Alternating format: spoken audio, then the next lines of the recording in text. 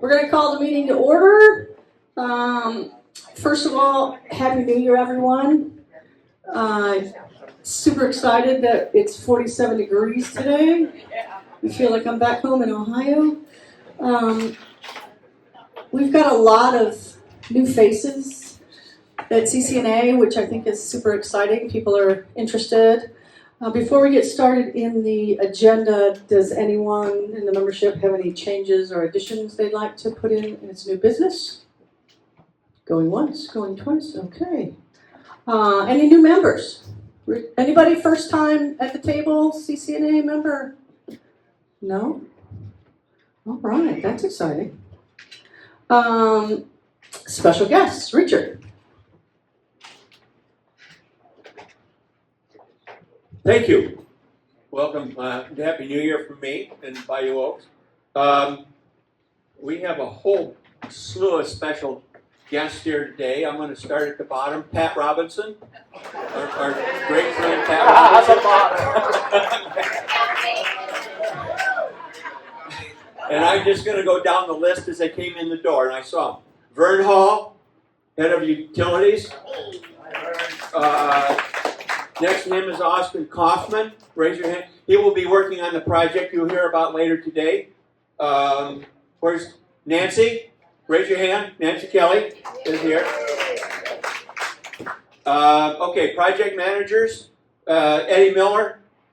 Miller, right? Okay. His middle name is Buck. Mark Mueller. These guys are also working on the project that you'll hear about a little later. And you'll hear it from Mr. Nichols, who's sitting right over there. Thank you, George. And Steve, put your hand up. There he is. Okay. Steve Covert. Pat, I talked about the bottom. Whitney, where are you, Whitney? There you are. Whitney Costa from Code Compliance. Vice Mayor Debbie Trice, raised up in the back. Sitting next to the inimitable past president, Lou Costa. And then we have Commissioner Mark Smith and his lovely bride sitting over here. And I saw Mayor Liz and her significant other step in the door. Hey, Liz. Yeah, okay. Who did I miss? KKO. Oh, and you were at the top of the list, Kathy. and new Commissioner Kathy Kelly-Ori. Okay, did I get everybody? Okay, one last thing. This armband. Did somebody look? Is it diamonds? Did somebody lose their This whatever that armband. is, sweatband, armband, something? There's no technology involved. Oh, somebody left that cup last month. Yeah, okay, all right. It's on you. Okay, Okay, it's going, and going, we're going. going to turn it over to the other person that we didn't. Matt. Yeah.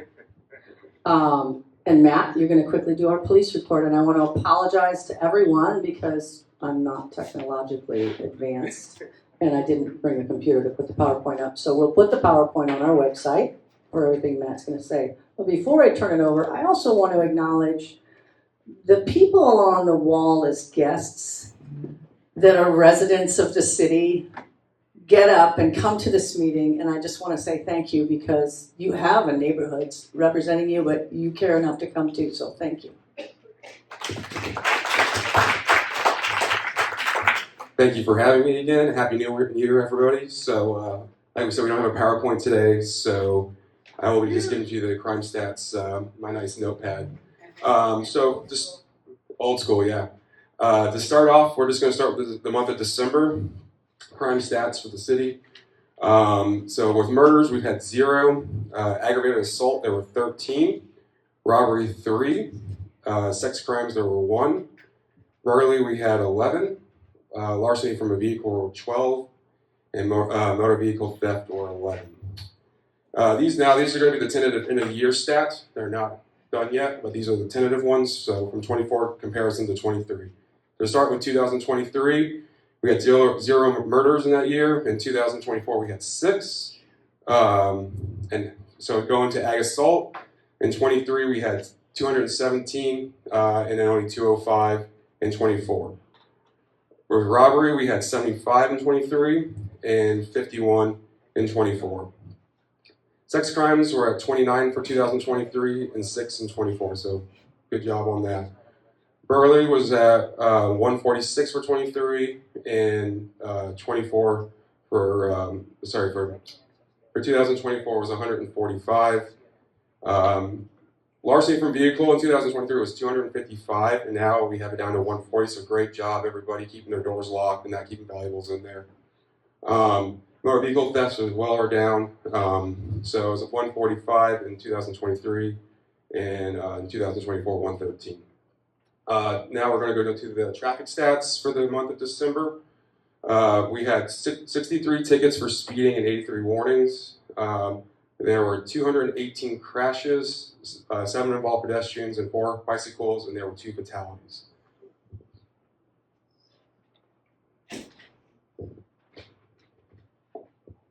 This is for people that are new here. I always kind of give a crime tip of the month to help out with some of the issues that we have in our areas. So this time we're going to talk about home and safety, home and neighborhood safety. This is some of the tips I want to give to you is make sure you lock your doors and windows, illuminate places on the interior and exterior that might hide criminals, spaces between trees, shrubs, stairwells, alleys, etc. Keep your bushes trimmed and trees. Work with your neighbors to keep the neighborhood clean and orderly. Fencing is huge. Keep spare keys in safe spot, not under a doormat or a planter.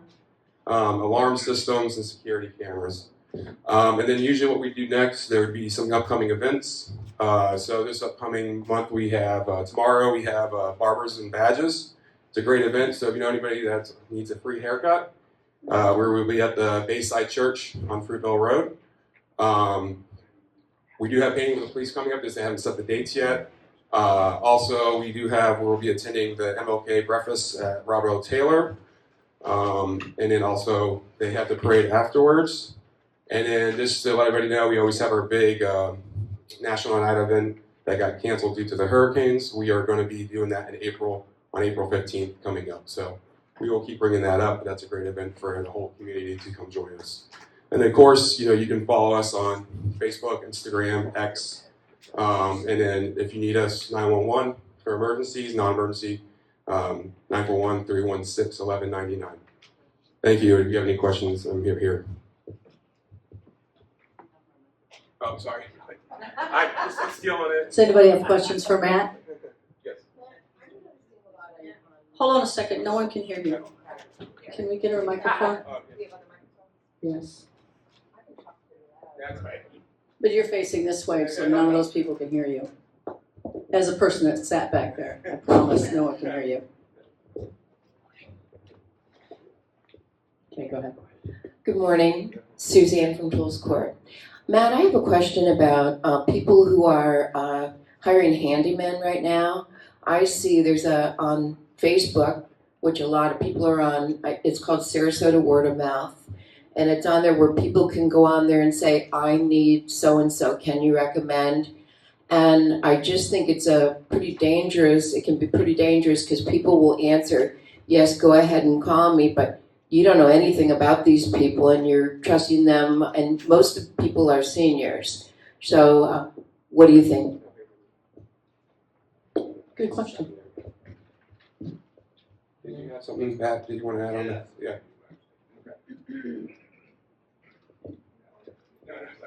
Matt does such a great job. I can't get up and get the mic. So always double check that you're using licensed contractors. Look, everybody here has been around long enough. Believe everything you hear on the internet, right? So they're all good people. They're all licensed.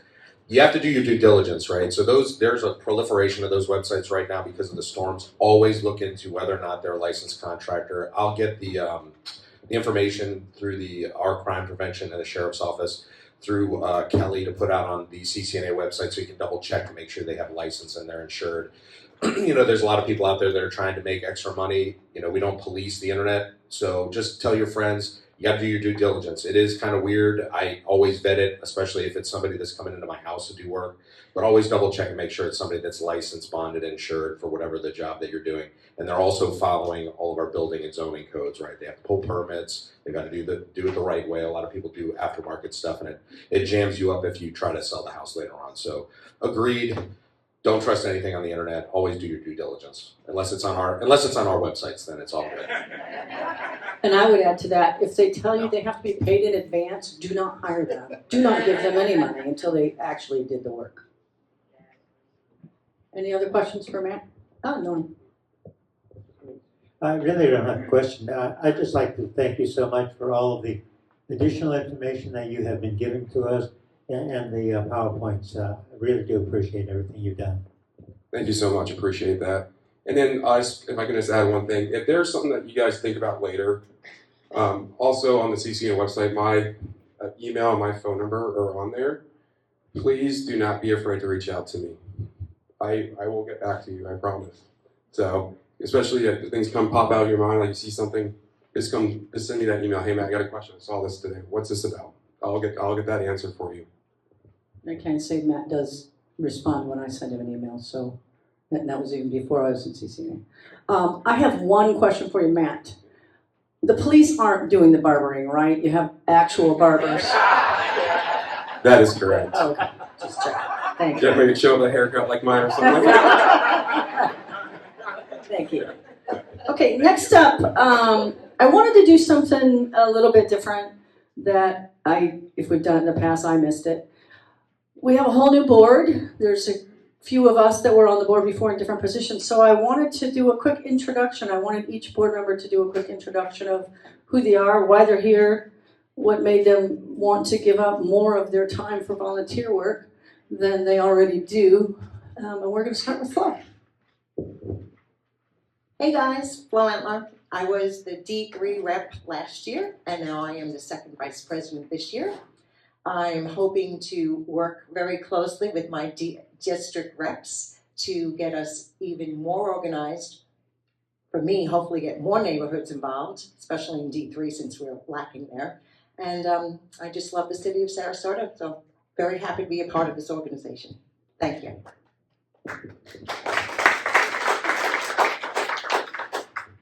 Hello, I'm Barbara Powell-Harris, and I'm the District 1 representative, and I've been involved I worked for the city for like 18 years, and I'm retired now. I think people think I have a lot of time on my hands. I don't. But I have been involved in various community affairs for the whole 30-something years I've lived here. I'm looking forward to working with all the District 1 neighborhoods and the board. Pretty awesome group of people.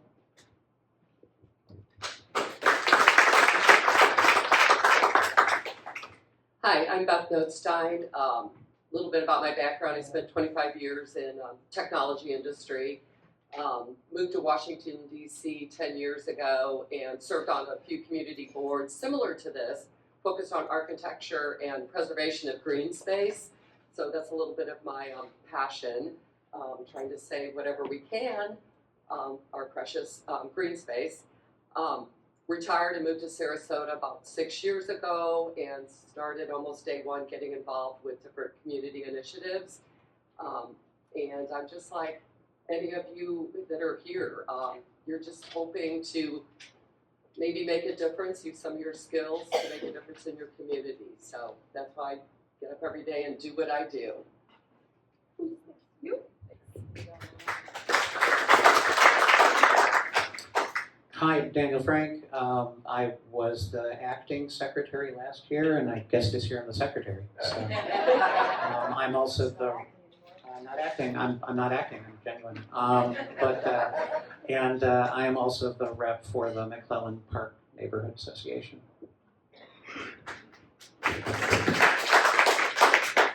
I'm Kelly Brown. I bought property here 15 years ago and moved my mom to Sarasota because she wanted to retire here, nowhere else. I moved here permanently almost 8 years ago and retired. And my daughter told me I need to get a hobby. So this is my hobby. And I'm also the president of the Gillespie Park Neighborhood Association as of a year ago and have served on that board for 6 years. A little bit about myself, and most of you probably don't know it. I've been involved in neighborhood advocacy role for over 50 years, mostly in East Lansing, Michigan. East Lansing population size is the same as Sarasota's, and each have a large influx of part-time, part-year residents. Some are students, some are snowbirds. The government structure is exactly the same. So I feel all my background and experience there lends me to help here in this community. In East Lansing, I chaired the Cable Communication Commission, their Housing Commission, each for 6 years, all while being a neighborhood president. As housing chair, I co-wrote the city's housing code, because we were in a situation where the residents, the landlords were not resident friendly, and many of them took on safety and other issues exposing their tenants. As that, the commission approved the issuance of rental licenses, each with a public hearing. It also administered awarding the federal Community Block Grant Program. While chair, we also formed the city's Code Enforcement Division. So I'm very familiar with code compliance and code enforcement. We actually ran it from the commission for a couple of years and then turned it over to the police department, where it is still there today, some 30-some years later. I served as a community member on the Charter Review Committee, the City Manager Selection Task Force. I also chaired an all-faceted task force on urban neighborhood density, and including neighborhood representatives, landlords, business owners. We brought everybody to the table. I also was the co-founder of East Lansing's version of CCNA back in the late 1980s. My point is, I bring an incredible amount of applicable experience, and the reason for accepting my CCNA role was that I was asked to serve on, I got recruited, was to allow me to use my background and find solutions to the problems many of our community neighborhoods face. Career-wise, I have an extensive background in planning, policy development, system analysis, and computer programming. As you know, my role here is mostly involved in the website and our communication.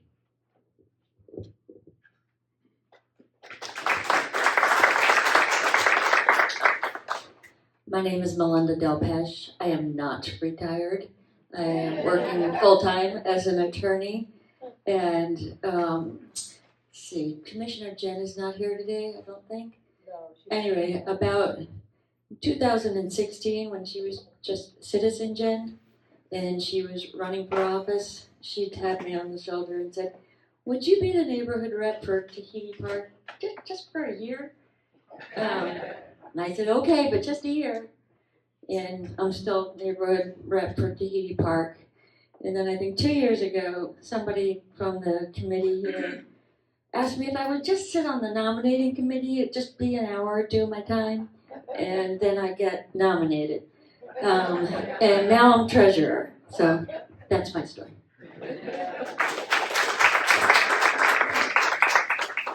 So I'm Richard Harris. I'm the past president. Let's see, I almost as long as Jim, my first civic project was 1980, a 4th of July celebration. If anybody knows Cincinnati, Mount Echo Park is on the west side, overlooking the river. So we put on quite a show. for the neighborhoods. When I moved here, I jumped right into a problem in Bayou Oaks and stuck my nose into it and ended up president of the association. So, and I've been that since 2019, Christmas time. So here I sit. My job now is to recognize important people when they walk in our door. And thank you.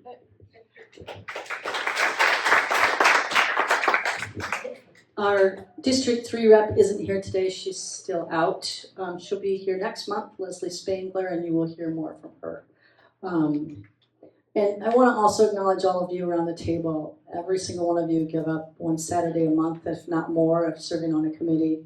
This is all volunteer work. We all got recruited by somebody to do it. So I just want to say thank you to each of you and Happy New Year.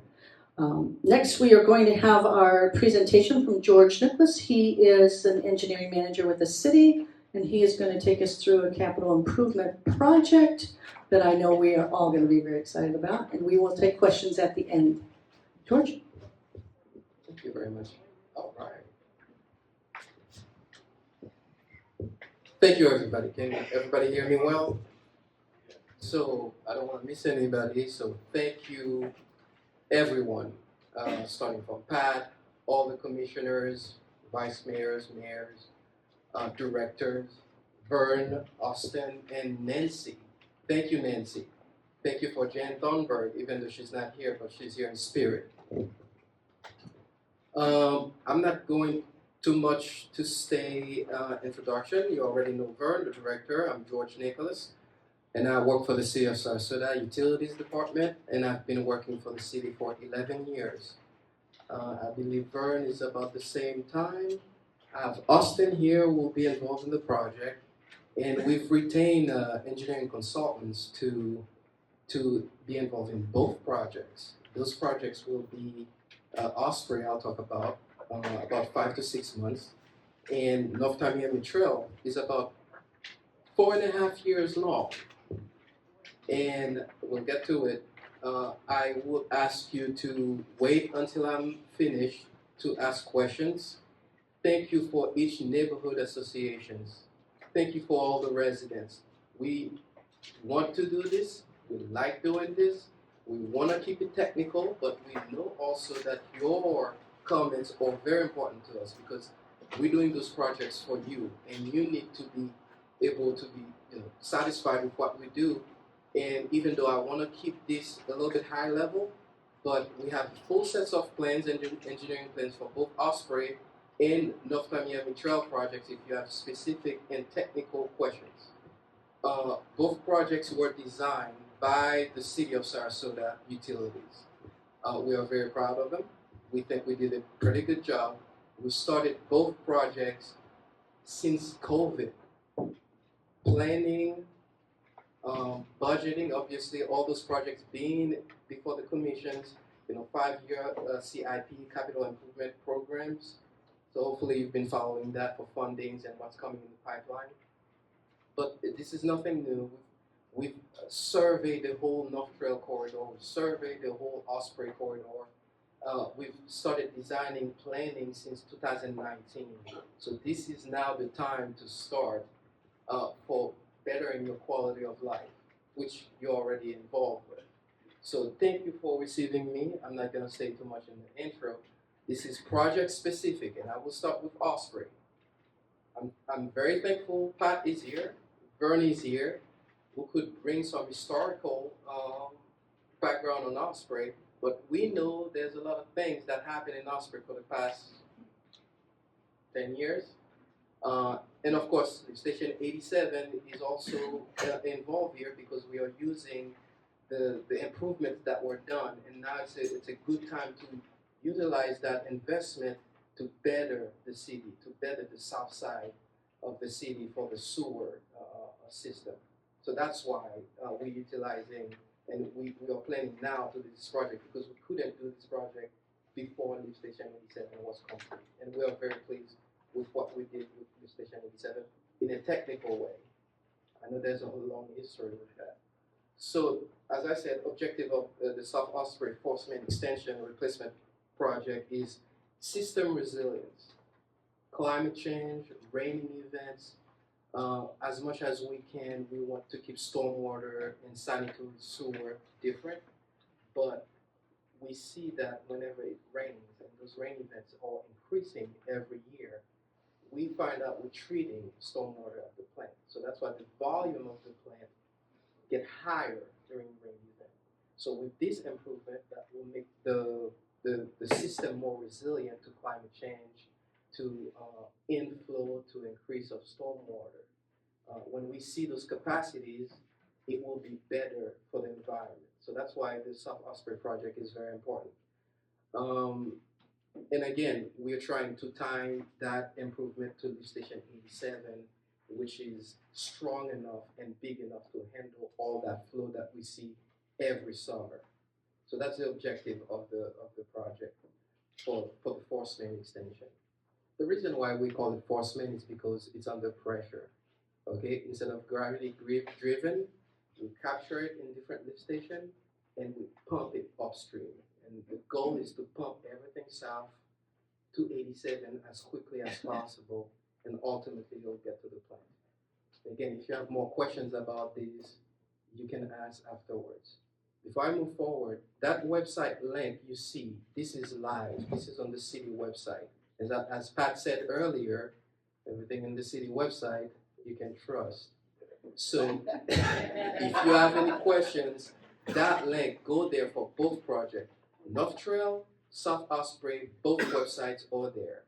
And we have interactive maps, ISS with these infrastructure solution services, the consultant we retain, they will monitor the website, they'll manage the website, capturing all comments during construction, because we in the city, we want to focus on doing a good job, make sure everything is addressed, maintenance of traffic, that everything is permitted, everything is built well. So that's why we ask for a little help with the consultant to capture all the complaints, comments, questions that you may have during construction. So not only technically we're advancing, but we're also addressing your issues.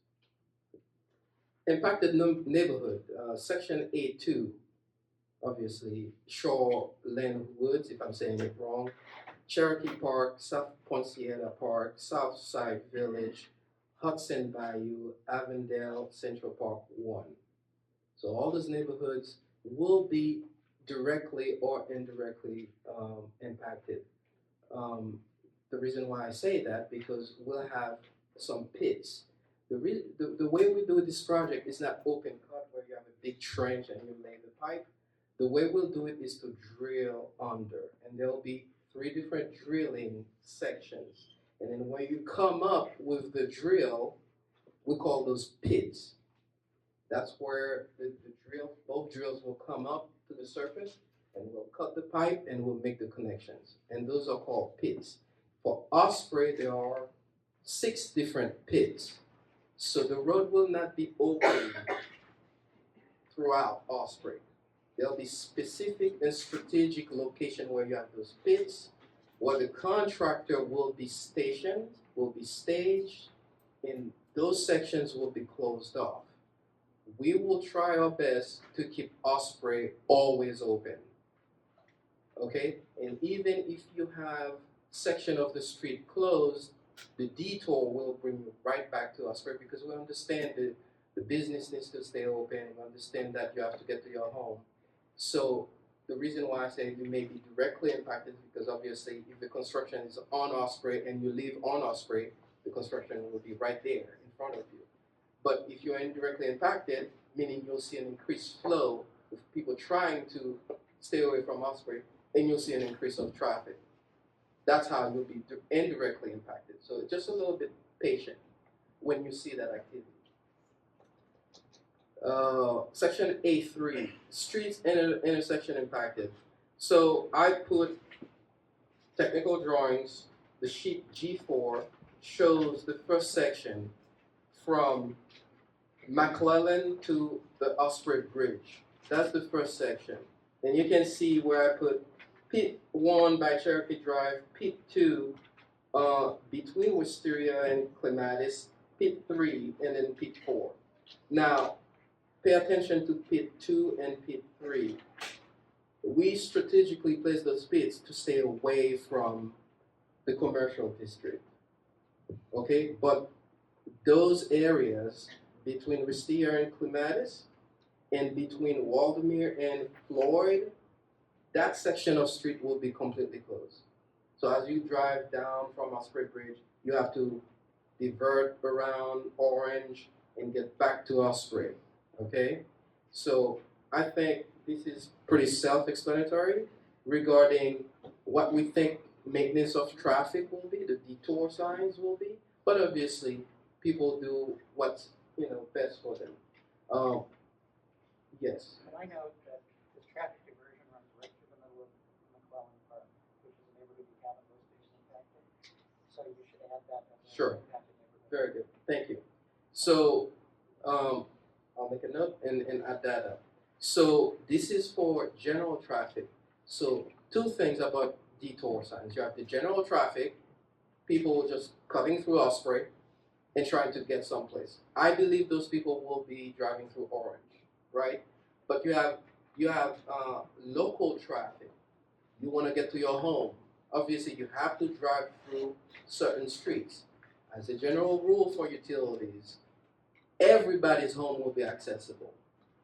I know a few years ago, 4 or 5 years ago, when we were doing Station 87, we had to dig 20 feet down on one of those streets, and then we have to make generous accommodation as part of the contract to make sure we pick up your mail. We provided golf cart with residents to drive to from their home, from where they park, and pick up their mail and make sure that it's safe. But for this is very limited impact for Osprey. And you have to take into account general detour, general traffic, and immediate traffic. Okay? Pit number 2, road closed, like I said. Pit number 3, completely closed for that section, just one block between the two streets. And then we can follow under section 3.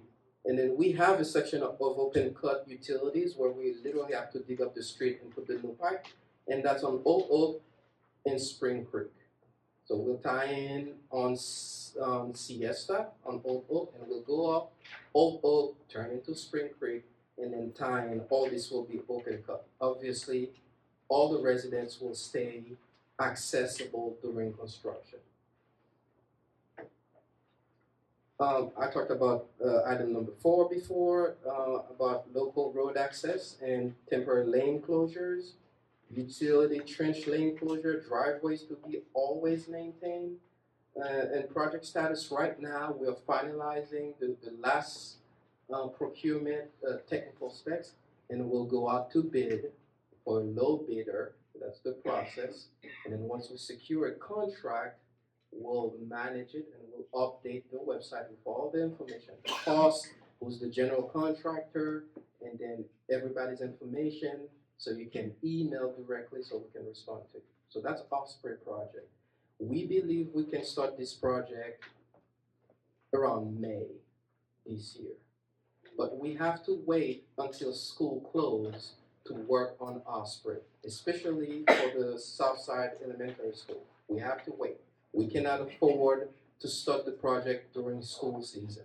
So even though the contractor will have an agreement with us, they can start other side of the project. For any work on Osprey, we have to wait until school closes before we start. And then we'll have that time during summer break to finish completely the work on Osprey to open it back up when school reopens. With that, if we don't have any questions for Osprey, I'll move on to North Tamiami Trail. Go ahead. Hi, I'm Carol Lackey from Shoreland Woods. Oh, Are sorry. we waiting for the end? Oh. We'll ask questions for this project now. Yes, That. yes. Thank you. We don't want to forget.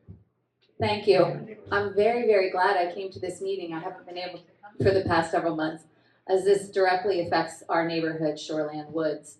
I said Carol Lackey from Shoreland Woods Neighborhood Association.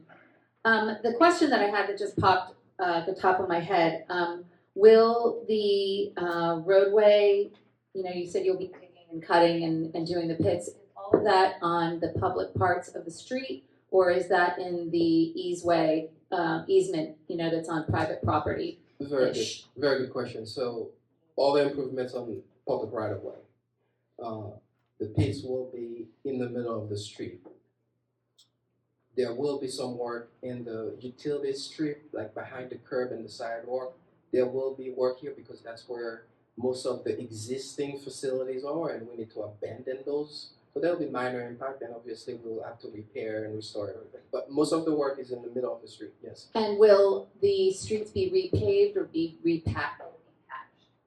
So because this is very limited improvement, where we open cut through Old Oak and Shoreland, that will be repaved because it doesn't make sense to. But where you have those pits, obviously we have to pave that section, maybe 1 block worth of paving. Thank you. Yes. Richard.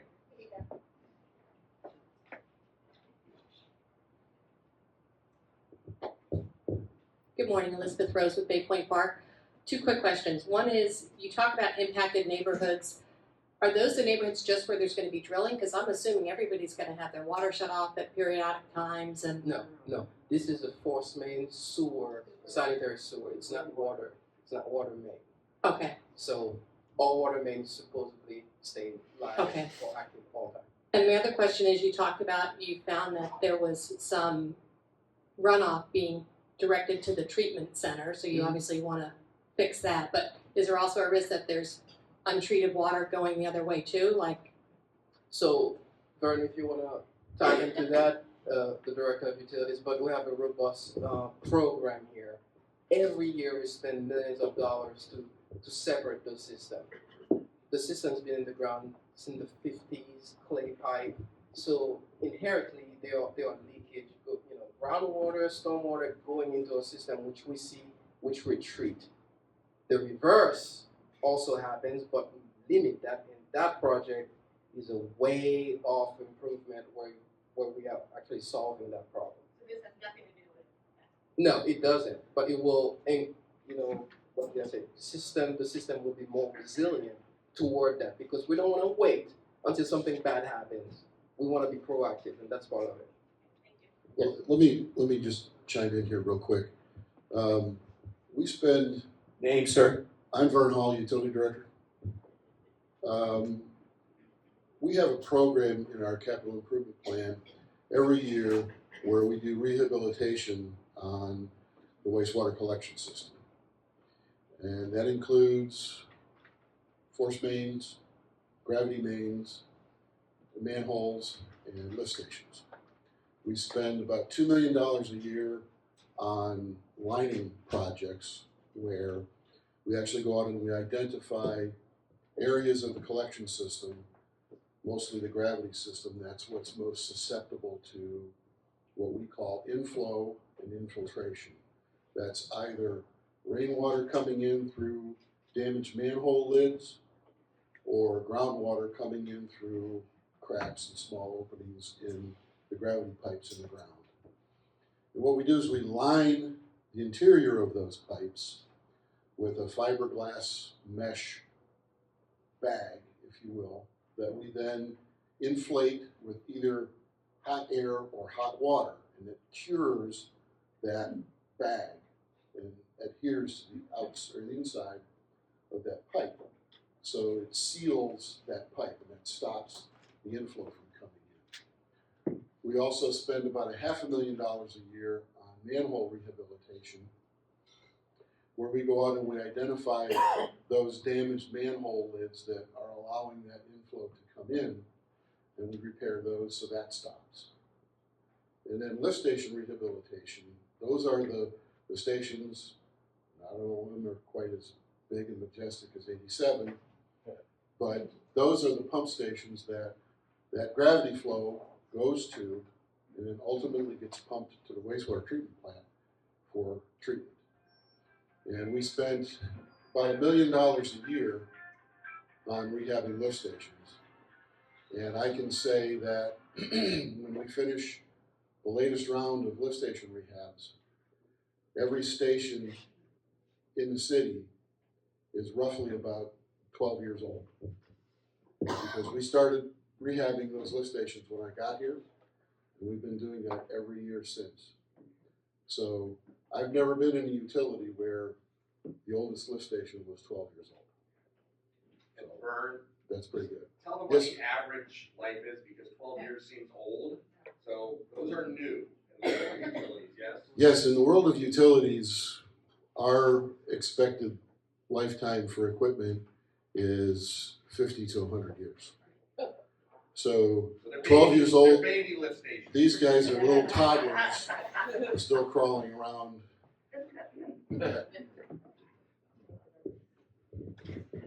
All right, any more questions on that particular topic, or shall we move to North? One more. One more, For either of you gentlemen, in the recent. Name and neighborhood. I'm sorry. Thanks, Richard. Eileen Normile, Hudson Bayou. In the recent storms, it's my understanding that there was a release of untreated wastewater into the bay. Eileen, it was not a release, it was a spill. We did not Oh, I'm sorry, okay, thanks, Val. A spill, but some of it caused by this inflow. Is that correct? Will this correct that in?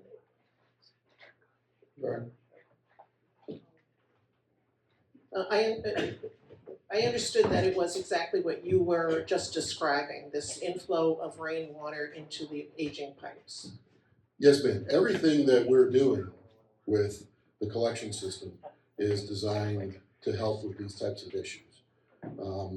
Of course, when you get hit with a storm, the magnitude of a Milton, Helene, everything becomes overwhelming. You've got 3 or 4 feet of water above all of your infrastructures. No matter how well you have things sealed, that water is still going to get in.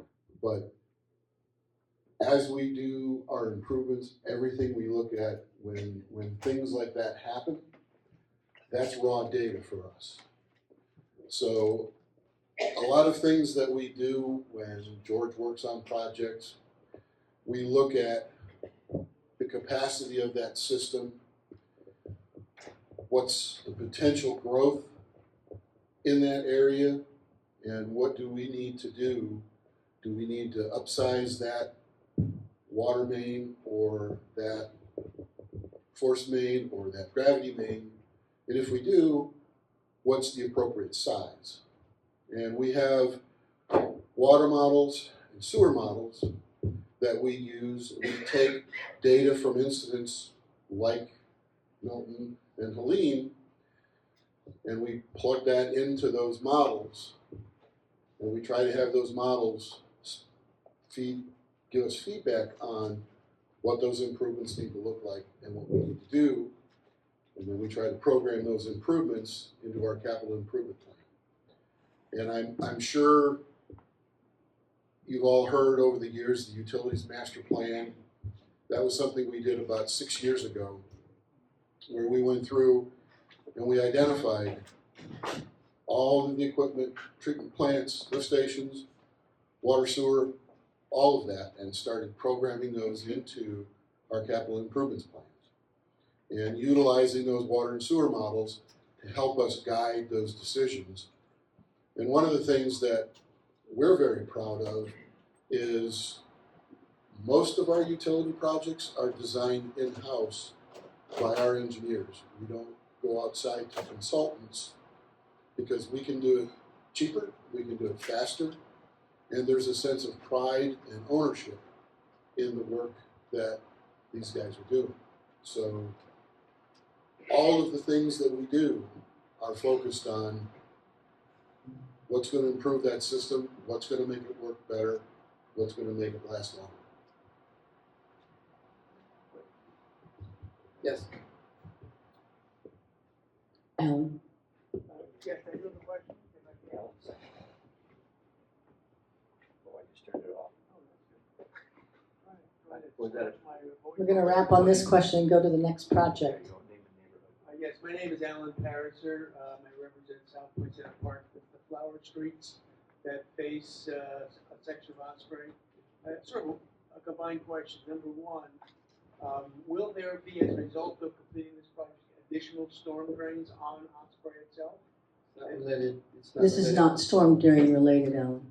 The sanitary It's sewer. Oh, it's sanitary. Yes. Yes.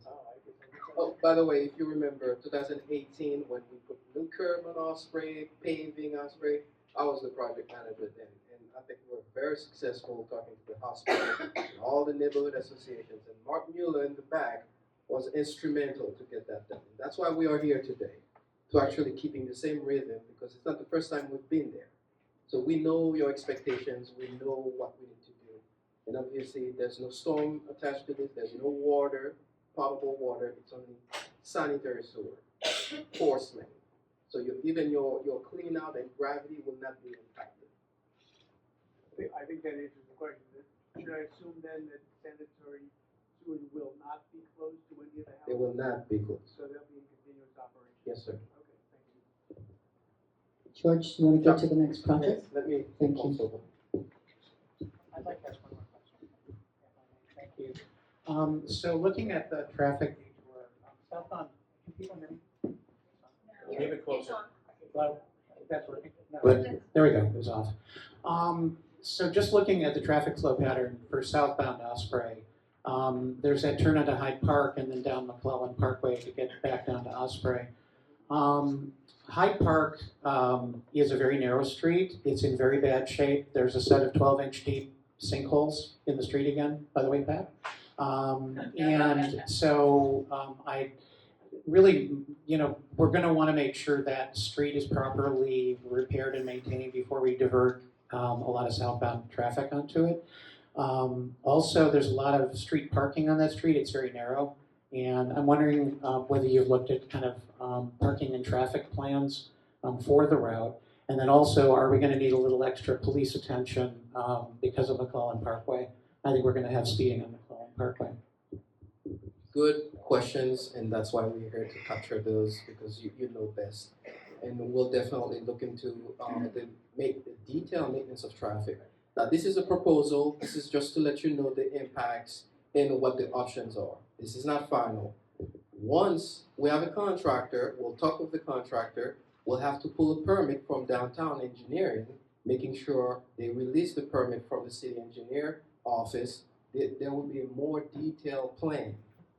And that's why, even though this is showing it that way, it's just a contractor to give us a cost, because it's a little bit to have an idea on what the detail of traffic. But this is not final maintenance of traffic plan. There will be a permit pulled, and everybody has to agree to it and what that final plan will be. I'll move on. Yes. North Trail. This is a water main project. This water main's been in the ground since the mid-60s. That's great. Probably batteries. Yep. 1, 2. The water mains, 8-inch asbestos cement concrete water mains, been there since the mid-60s in the middle of median on US 41.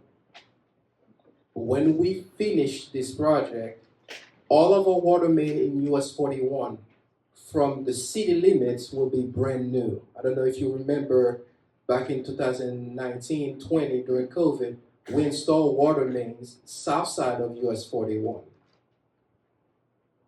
Now it's the north side of US 41. It was very tough for us to find a spot to put that new water main because everything under the sun is there. We're talking about gas, force main, sewer, electrical, you name it, communication. This project is involved, I think, 5 or 6 permits. U.S. Army Corps of Engineer permit, DEP permit, DOH permit, easement from the state, even DEP, different DEP permits. And the last one we just received 2 months ago was DOT.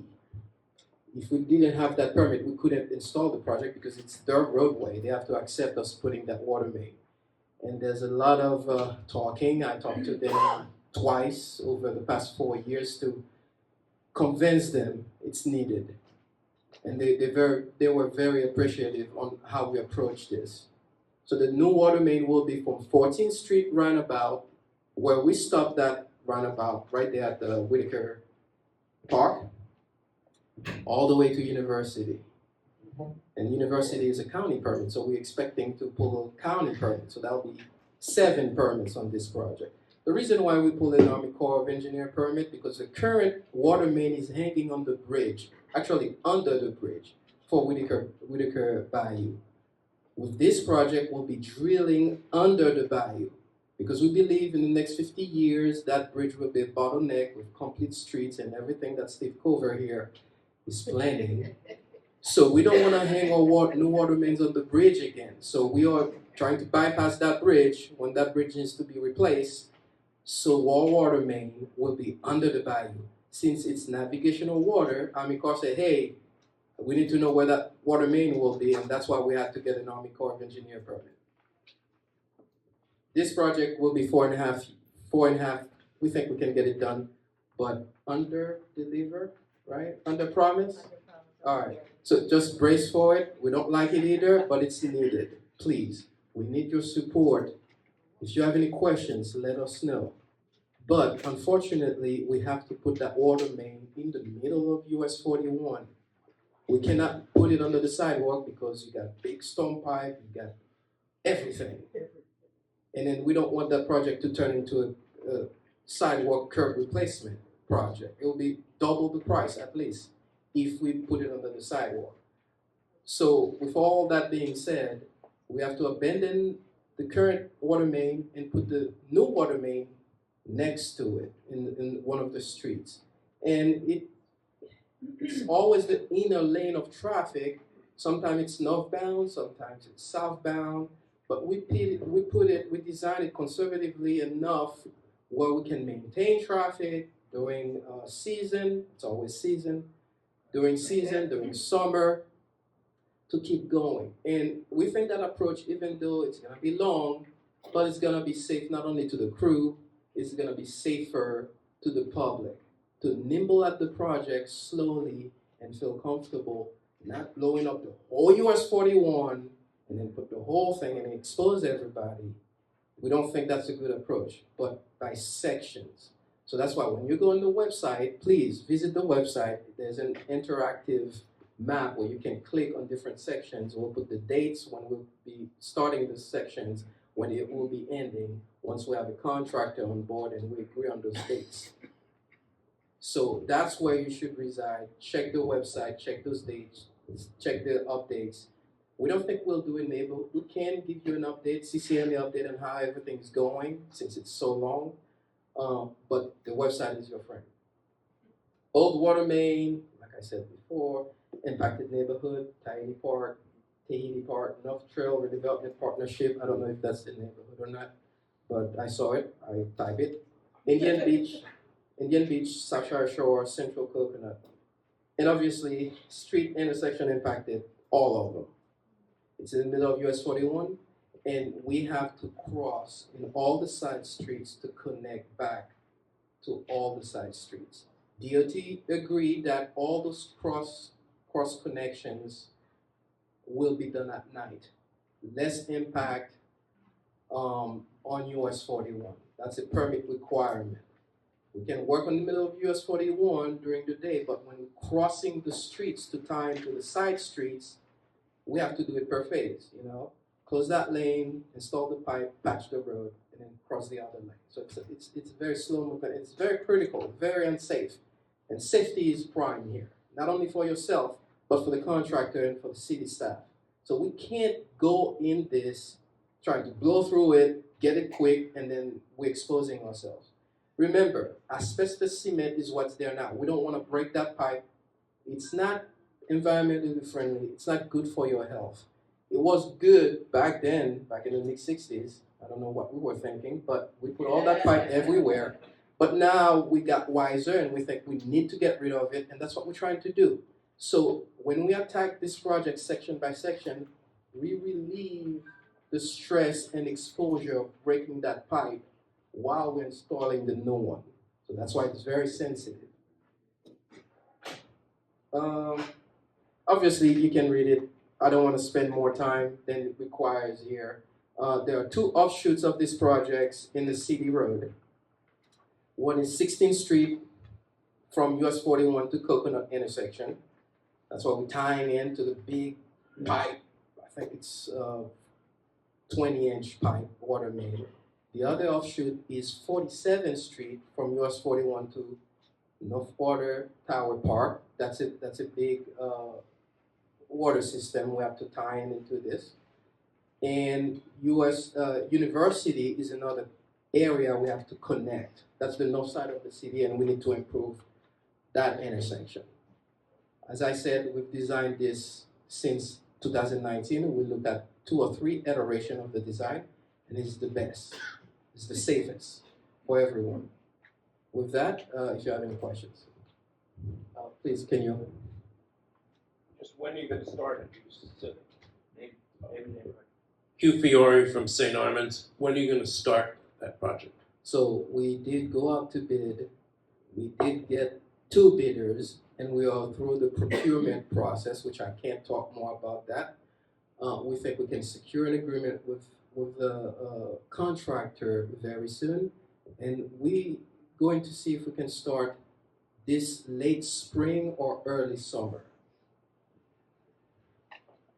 It's a long project, it's a big project, so the contractor has to procure all that material. And with everything that's going on with material, and there may be a lead time to get all that material, and we need to give the contractor some grace to procure all those materials before they start. So that's why I can't tell you exactly when. We need to see how much of material the contractor can get to start at least the first 2 sections, first 2 phases. So it's May or June. Sure. But again, check the website. As we get more detail, we'll update that. Yes, please. Next. Yeah, David Lowe, Downtown Sarasota Condominium Association over here. Capacity. Pat was talking about some of these infrastructure projects having a expected lifetime 50, 75 years. This additional water capacity is anticipated to fulfill the needs for new dwelling units, new construction. What kind of growth have you expected? I know downtown there's 1,500 under construction today, another 1,500. But I'm just more interested in general capacity for city growth. Vern, you want to tackle that if you don't mind, but we're designing it for future projection, reflecting in the comp plan that Steve is working on. We're capturing all that capacity for the next 100 years. For the next 100. That's how strong we're designing this robust system. We're looking to putting it not on US 41, but the side street. But as you know, the grid system in North Trail is kind of offset. It's not straight. So that'll double the cost if we were to put it in the side street. So we have to put it on US 41 because we don't like US 41. Every time there is a break, no, it's technical, it's not, every time there's a break, it makes the news. I mean, you're impacting regional traffic. That's why we don't want to put it in US 41. But when you look at everything else, value engineering and scenarios, it's like, there's no other place. 100 years. 100 years, that's how much we're designing it for. Yes. Okay. Marissa Dawson from Central Coconut. I have 4 questions. Number 1, there's no map of the North Project, and I have no good way to print it out. Can we get maps from the city?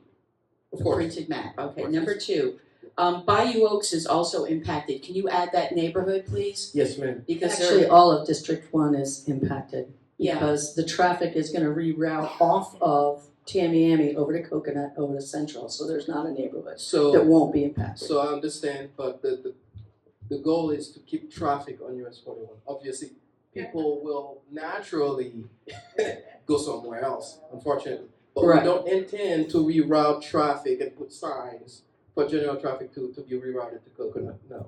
I understand that's not your intention, but that's what people will do. Right. Trying to get to downtown areas to go to work in the morning and to leave at night.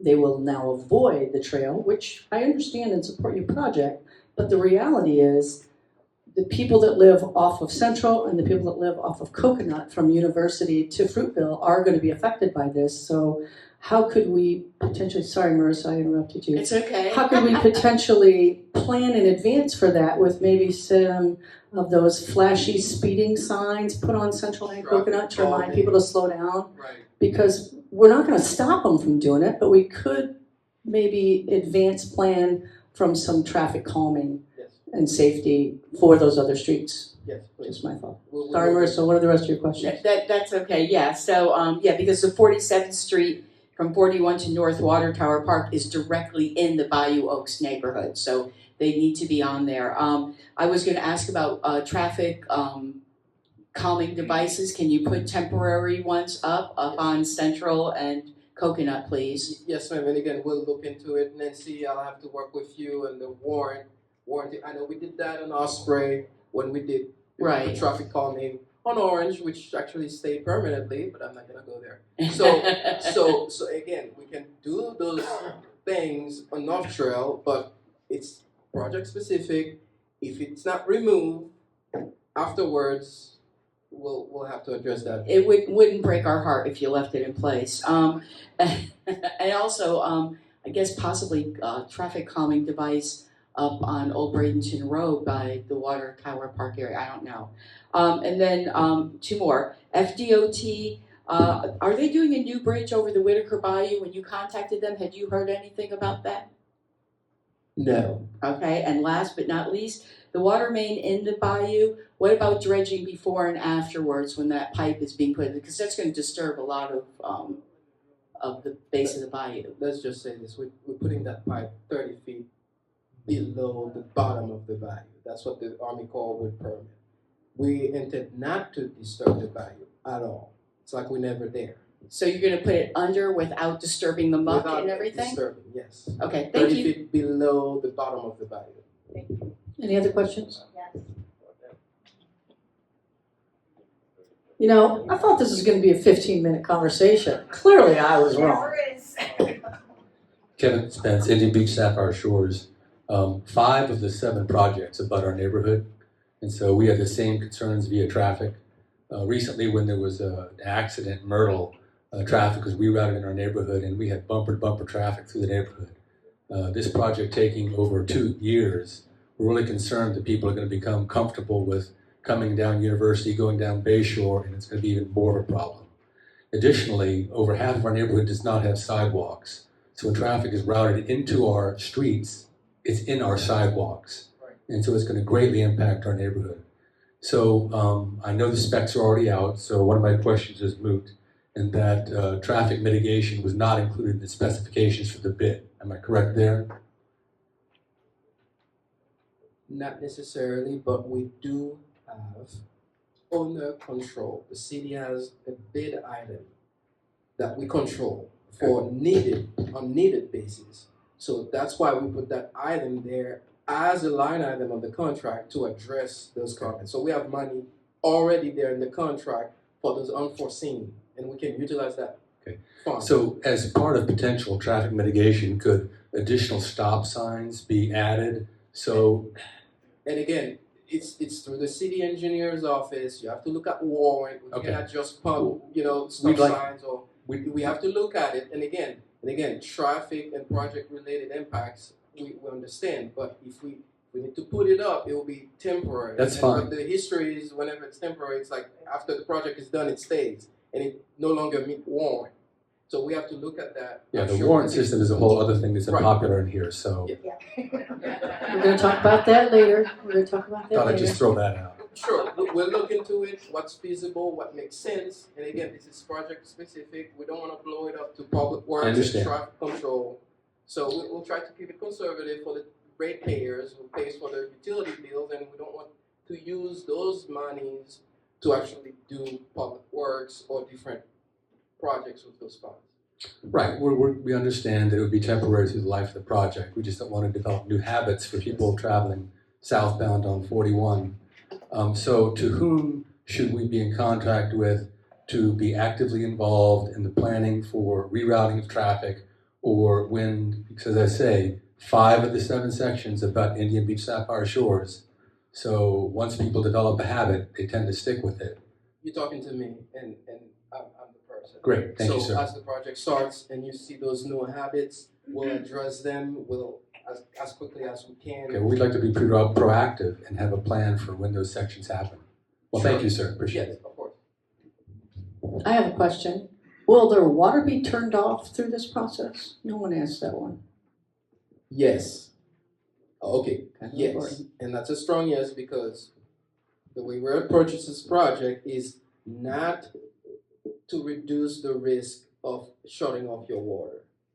The first approach was we'll shut you down like 3 or 4 times. We don't want that.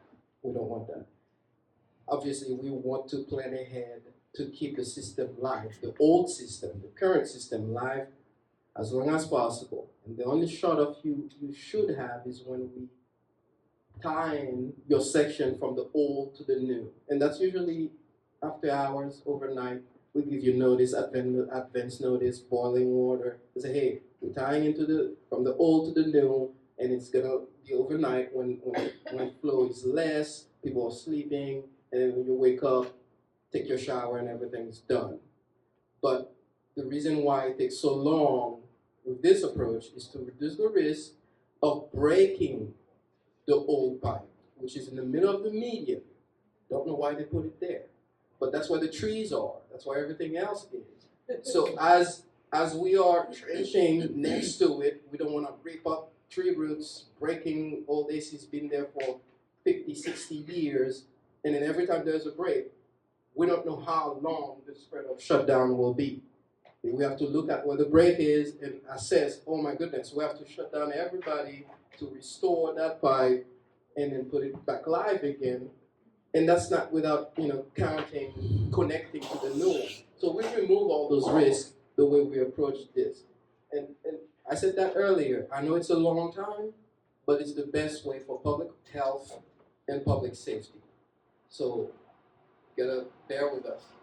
So I'm just gonna, if there's no more questions, wrap it up with one comment that I would ask for you to. Hang on, there's a question. Hang on. Hold on. You're behind that pole, I can't see you. Thanks. Joyce Fitzpatrick, Plymouth Harbor.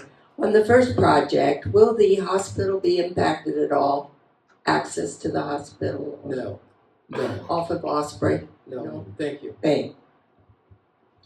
Okay, I'm gonna wrap up with just one request of you, George and Vern, if we could get a follow-up on traffic calming around these projects, because that is hugely important, clearly from the members' questions. How are we gonna address traffic calming, and what are the plans from the city to make sure that the neighborhood, because neighborhood cut-throughs are gonna happen, how are we gonna solve for that in advance as opposed to chasing it after the fact? Would that be fair, everyone? Yes, ma'am. Excellent. Thank you. Thank you very Thank you for much. your Thank time. you, George. Thank you, everybody. Stay warm.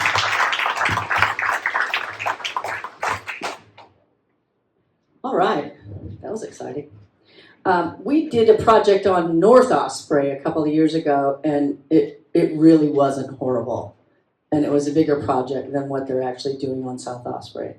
So they were pretty organized. They did a good job. So I'll give you props for that, Vern and George. Next, we are going to approve the December 7th membership meeting minutes. They were at your table. If I could get a motion to approve. I'm sorry, Ron Cashton, motion to approve, second? Sherman Baldwin, Park East. Any other additional comments, changes? All in favor? Aye. Any nays? Approved unanimously, thank you. Okay, we're gonna move into reports, officers' reports. We are in the middle of transitioning from district reps to new district reps, so do we have any reports from district reps? Okay. Jim?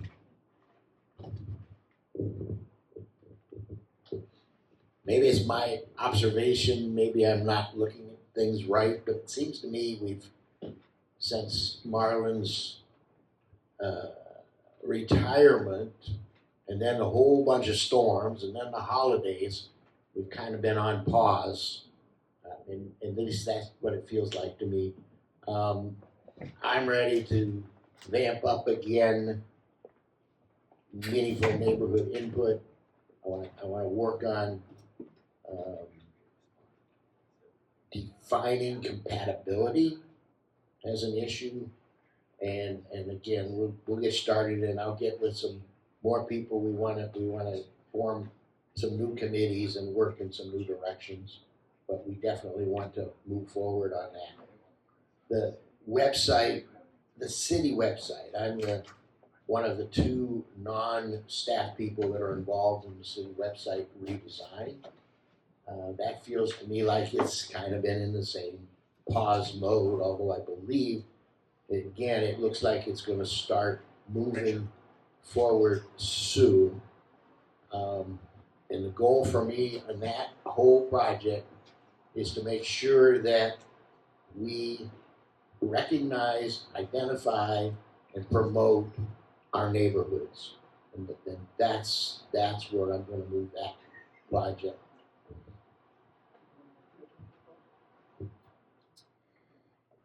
The treasurer's report. We started the month with about $4,100 in the bank. We had some annual expenses, just kind of boring stuff, insurance, website expenses. And we've been collecting annual dues. We ended up about at 5,100. So I did have some people deliver their dues to me today. I can still take dues if you want to deliver them to me after the meeting, or you can get them to me in the mail, or just contact me and we'll figure something out. The 15th of January is the deadline to get me your dues. I just wanted to add, a lot of people made comments about the sign-in sheets not being correct. They're not correct because we still have to the 15th to get all the information. So they will be updated for the next meeting. So with your dues, you're supposed to give me your updated CCNA rosters, which will help us do what Flo just said. All right, time for committee reports. We're going to start with traffic, neighborhood safety, specific traffic calming, and Norm Germain is going to give a brief update on that. Okay, we have continued working. Mm-hmm. Norm Germain, we've continued to work with the. Okay, can you hear me? Okay, we've continued working with the city staff in regard to traffic calming. We believe we've been making significant progress with the process. And we're looking at things in terms of the warrant, we're looking at things in terms of petition, we're looking at the overall process that's involved. We have an important meeting coming up in the latter part of January, and we hope to have a further detailed report in the coming February meeting. Otherwise, we're very happy with the city, happy with the good faith that they are working in this process, and I think it's going well. Thank you, Norm. Flo, do you have anything for the park initiative you want to talk about? We do need one person from the membership, if they would like to be a part of that committee, to raise their hand. Sean volunteered 2 months ago. Right, we need one more. Oh, good. One more. Uno más, por favor. That's the extent of my Spanish, and usually it says más cerveza in there somewhere, but that's okay. Anyone else interested in being a part of the park initiative committee? Raise your hand, raise your hand. You don't have to be sitting at this table. You can be back there on the wall, too. Barbara Campo mentioned something to me in December, so I'll reach out to Okay, her. Barbara, sounds good. Next month's meeting, February meeting, we are not going to have an outside guest speaker. We are going to have detailed reports on these committees that we have, because these committees were formed based on the neighborhood summit. What we said was important to us as a membership. So next month's meeting, the feature is going to be detailed around traffic calming. So I believe, Kevin, you made a comment that you hate the warrant system and no one likes it.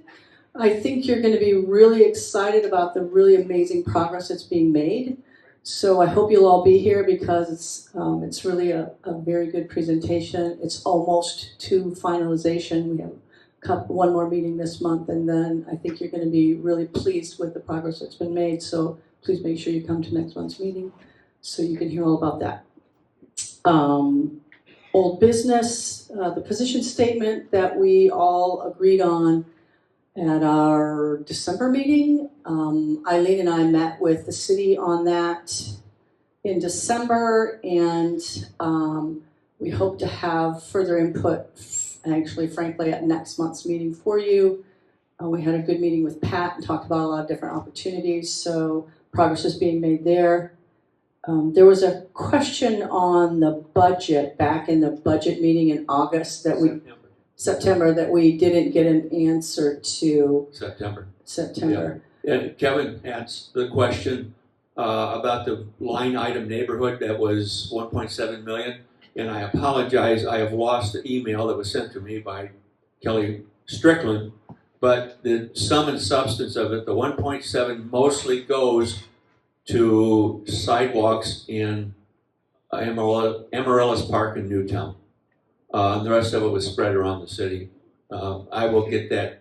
Jim and I will have to dig it out from my old email, and we'll distribute it to the neighborhoods. Thank you.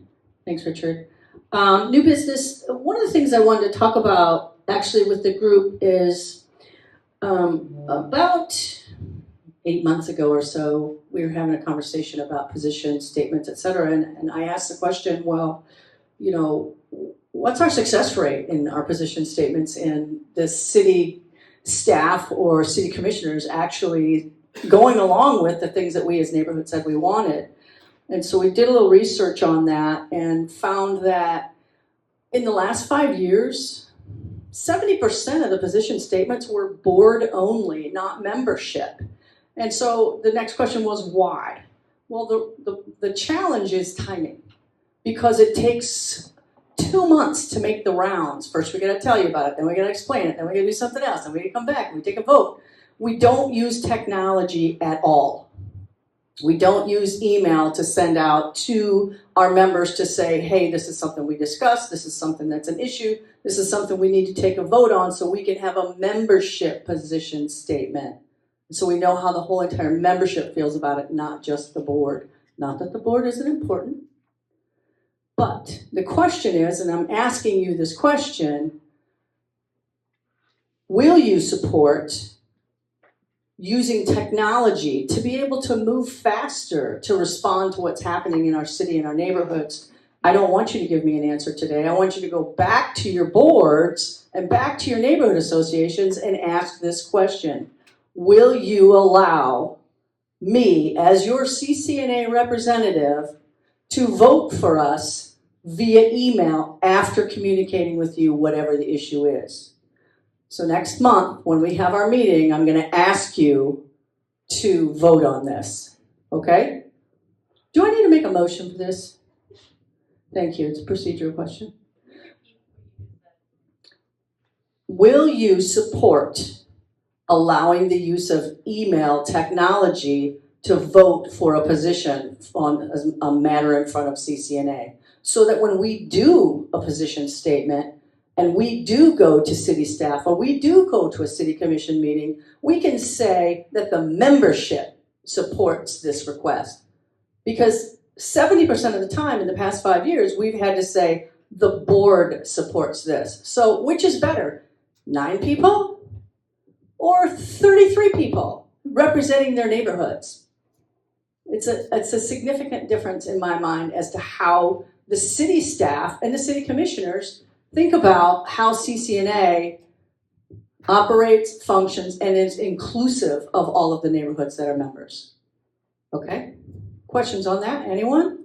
Would this just be for position statements, email? Yes. If there's something that we support or we don't support. For example, when Ken Thompson Park happened, right? When they wanted to make a amusement park out of Ken Thompson Park, We want to be able to move quickly when something like that happens, because sometimes it happens quickly at the city level and they're asking for input. I want the input to come from the entire membership, not the board, but the entire membership. Okay? Secondly, our district reps. Currently, our district's broken out the same as our commissioners, districts 1, 2, 3. Well, the workload for doing that, as you in District 1 know, I come to your meetings, I send you text messages, I email you, I talk to you about things. Well, District 2, but there's, 8 neighborhoods. District 2 has 21 neighborhoods. Illogical that they can manage all that. So what we're talking about as a board is realigning how many neighborhoods each rep is responsible for so that they can really be active in their neighborhood. So we're going to bring you more on that for our February meeting, what the finalization is that. I just want to give you a heads up on that. Next is Pat Robinson. Do you have an update for us on anything you would like to discuss before we go to neighborhood, or do you want to blend it into one? It's your choice. We can blend it. Okay, you want to move up here, Pat? Come on, Pat. I don't bite hard. And while he's coming up here, real quick, Cycle B grant deadline, if you're going to apply for the Cycle B grant, is January 29th. So if you're planning on doing that, get your paperwork in. 27th, excuse me. Thank you, Nancy. Here you go, Pat. Are you going to sit down there? Yeah, I'm gonna sit down here. Okay, I'm going to give you my microphone so that that one can work the room. Morning, everybody. How was everybody today? All spiced up after our stormwater and infrastructure presentation. Fantastic. I thought we talked about no controversial items before I talk. Gosh. Just a real quick clarification on something that somebody said over here. Unlike a lot of places in the country, we have a sealed stormwater and sewer system. So when you talk about them, they're two different things. You talk about in New York City, for example, the alligators and the 4-foot rats and the man-eating alligators and whatnot. Well, their sewer systems and their stormwater are one system. We don't have those together. So that's stormwater system and the wastewater system are two different things. So, when you said, is there a lot of inclusion? Actually, I think that was Eileen. Those are problems in the system that we're trying to fix. When the normal system works, it's not flowing into the plant. It's actually flowing into the stormwater system itself. So just for that clarification. As far as the storm stuff has come and gone, we stopped our pickups I think 2 weeks ago. So if you have a lot of bulk items or anything, that will be a special request. So call our public works department. I think Kelly, you said you put that out on the website, or just in the one area. Special pickups. Got it. All right. So Gillespie Park got the good news. If you do have waste or construction debris, you have to call solid waste and schedule an actual pickup with them. Now the FEMA reimbursed pickups have ended by 2 weeks at this point. So just make sure you're calling solid waste if you need that. But we're running short on time, so I'm going to quit talking. That's all the updates that I have currently, and we can, what's that? That's what I was talking about, FEMA. The FEMA reimbursed pickups are done. So we'll go around the room, and I'll start typing my list of to-dos, outside of Dan's, who I already got.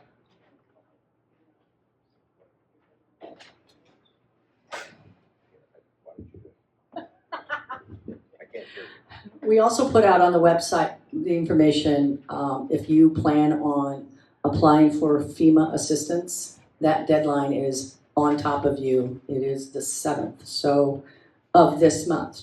So if you had intentions of trying to get some FEMA funding for your damages, hurry it up and make sure your neighborhoods know that.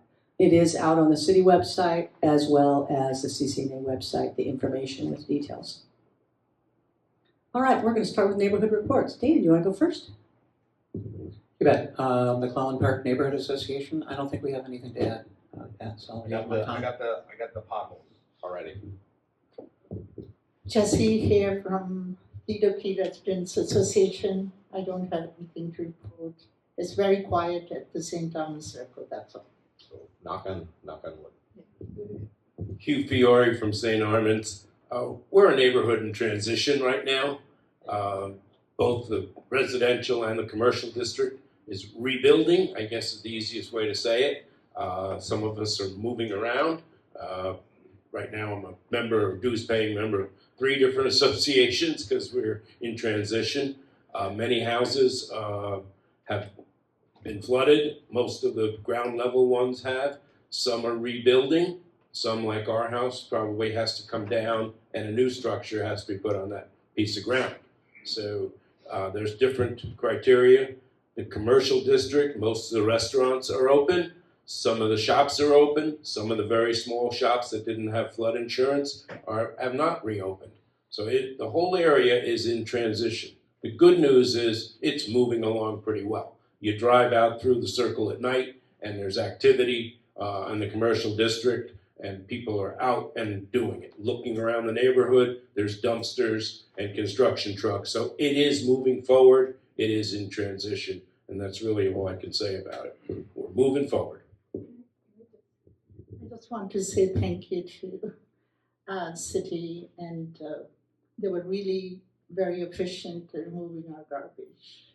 Thank you. Well, we weren't that efficient, but we got it done. We got it done. I think that's exactly correct. I mean, you guys have done a wonderful job. You really have. I mean, for the mess we had, it's getting to look back like a neighborhood. I think at the end of the day, I think we moved roughly 450,000 cubic yards of both C&D debris, which is construction and demo debris, and vegetative. I think Commissioner Smith, I think the county was pushing 1.5 million, and this operation's still ongoing. Yeah, 2 million. So, you know, the volumes are astronomical, and obviously a lot of stress with that whole thing, trying to get that done before the holidays and whatnot. I can tell you that there are parts in the county that are still yet to be picked up, and it's a huge lift. We were very lucky that we're a compact area, so our contractors could make a lot of turns, which makes them money, and that's one of the reasons. We had at one point in time 49 different trucks doing pickups, and I think we had 9,700 turns, 9,700 individual truckloads that were dropped off at our collection points. So thank you to everybody. I know it was frustrating with the bags, no bags, vegetative versus C&D, getting the stuff out there, which trips, but this is what happens. There's still places in Florida that are still completely decimated, and in the Carolinas that are still, not even remotely cleaned up. So, now we're going back and starting to polish. We're fixing sidewalks, getting the lights turned back on. So thank you for the patience with all those things. Appreciate it, guys. Yes, sir. Jerry Fagan from Glen Oaks Ridge, and just want to follow up on the mattress that you took care of last month. It took longer than I thought it was going to take. But you know what was happening over there is we had a lot of illegal dumping on Circus, believe it or not, just dumping constantly out there. Yes. So we're still working on that because we have places that are not done yet and people are going out there. We actually are going to end up putting a trail cam out there to try to catch some of those people. Well, good. One other thing, right at the corner of Beneva and Circus, right by the fire, I was just wondering if there's any long-term plans for that area. It's really much of a dump. It's a beautiful spot. It's they took down a building and they left everything down there that's hasn't been touched in 2 years that I've been there. We do have plans. That's actually going to be where we're going to end up moving our Parks and Rec division eventually. That whole area will be improved. Where the city lot is, where there used to be a softball field there. I don't know if you know that. Yes. There was a softball field in the old FOP. The FOP building was actually condemned. It was so bad. So that's probably the stuff that they were ripping down. So our Parks and Rec division are in the process of permitting and designing a new little headquarters there, but the whole thing will be fenced in. It'll be aesthetically pleasing. It'll be planted just like you'd expect the Parks and Rec division. So we've got to get them out of the old Payne Park for the Players Theater to move in later this summer, I believe. So I'm basically moving pieces around on a chessboard, trying to get people into different office space, because I think the one-stop shop, it was our last big build for office space for the time being. So we're moving a lot of our different administrative offices around to make these moves happen. So more to come on that. It won't be a dump moving forward. We'll get it cleaned up. Long term, I believe the county has a 5 to 10 year plan to move out of that fire station, and there are some discussions about moving some additional assets out on that land if in fact that does happen. But that's contingent upon the timing of the fire department moving out, and that's, I would say, a 5 to 10 year discussion, the actual fire station itself. Okay. But there is no discussion about selling that parkland. I know that was kind of, there was Benderson was buying it about 5 years ago. That's off the table. No one has contacted us about that in the 4 years that I've been in office. So, okay, good, thank you. David Lowe, Downtown Sarasota Condominium Association.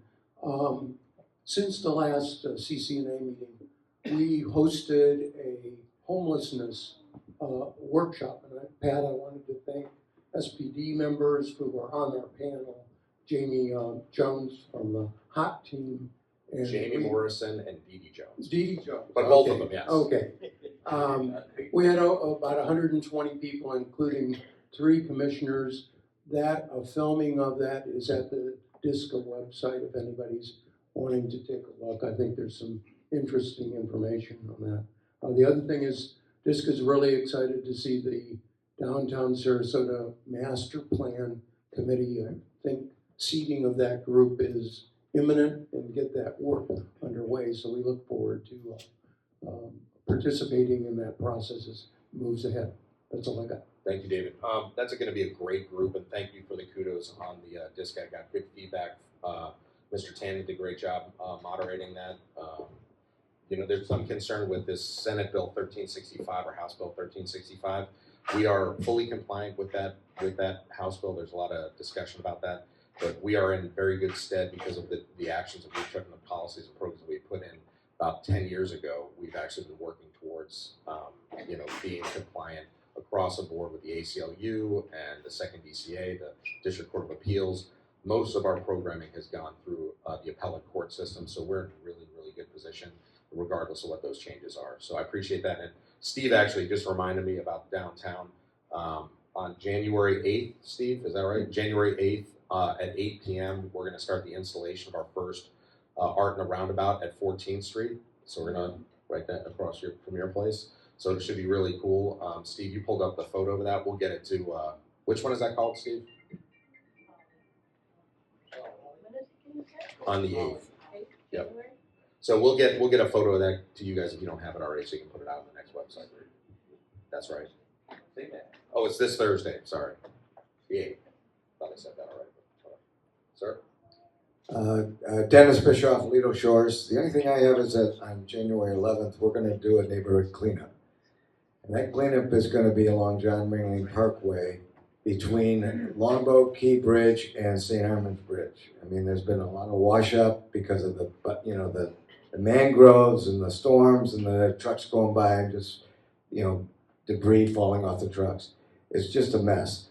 So I'm not going to bother you with that. I'm going to want to talk to Pat and maybe Nancy Kelly after this meeting about a couple specifics about that.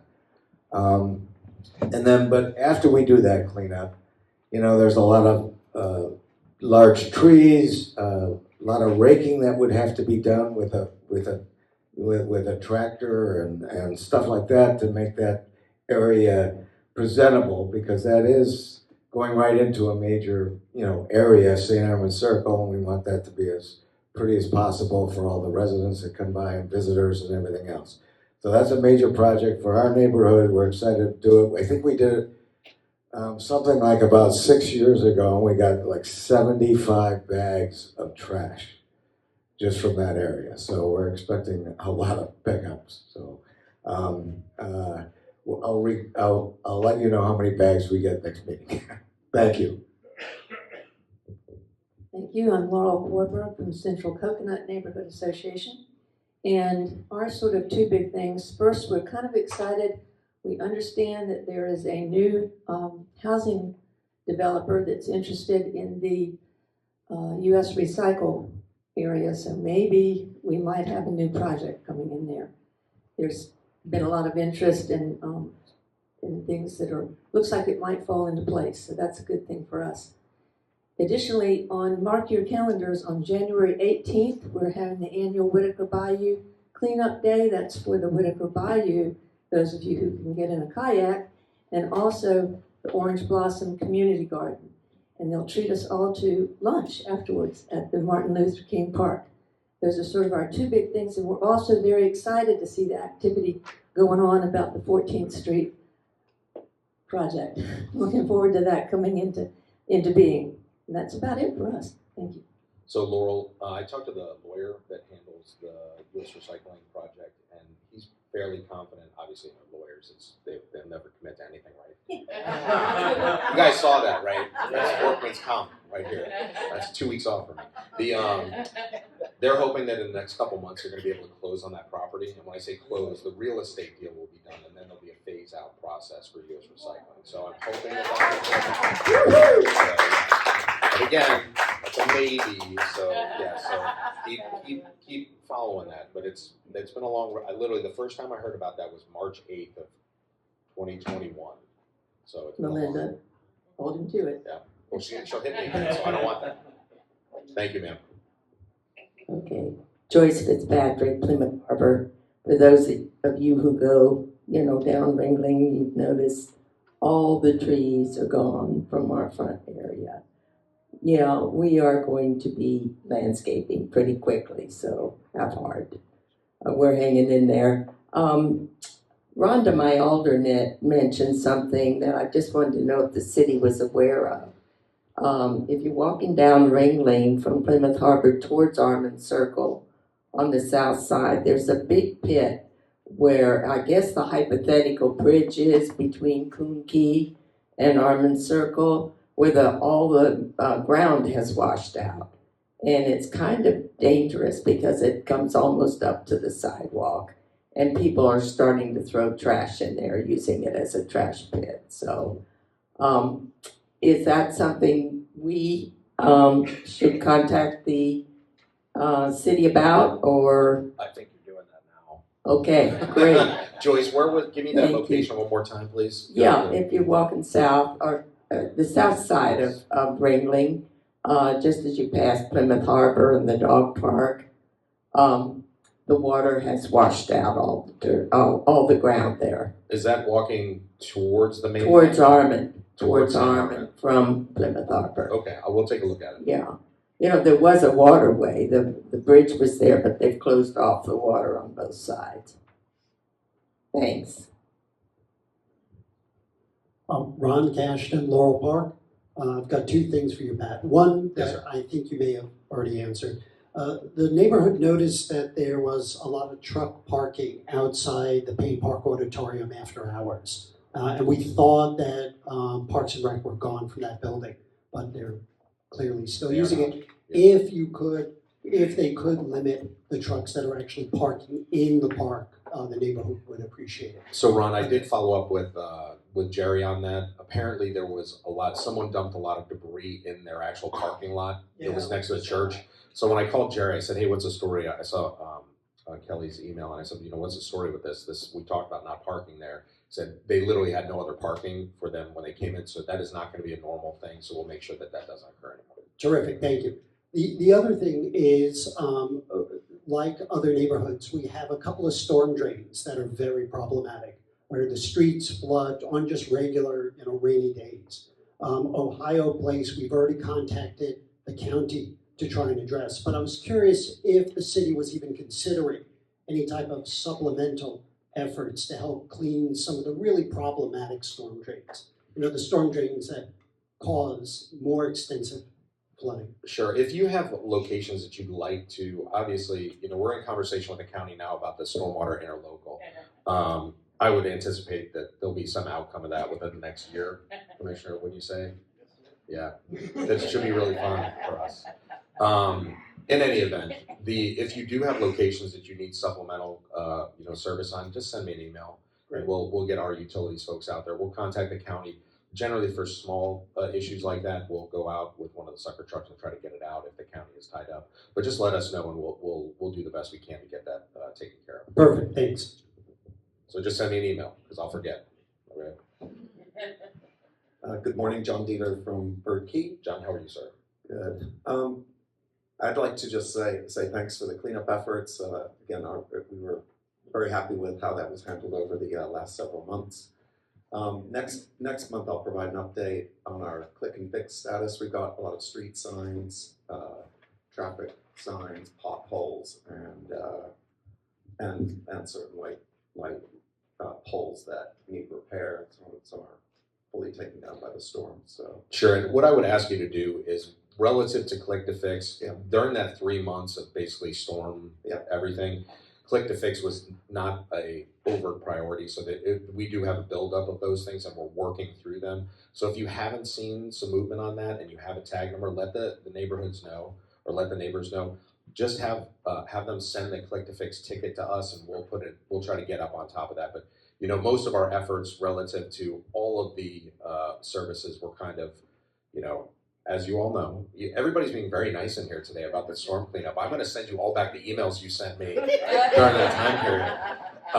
But most of our attention was really to safety and transit movement, getting that stuff off. So, you know, if there's stuff that's been languishing, just send me another email. It's not a big deal. We'll keep working through it until we get those numbers down to a normative operational level. So just stick with us on that. Please keep using the click to fix. It is a great system.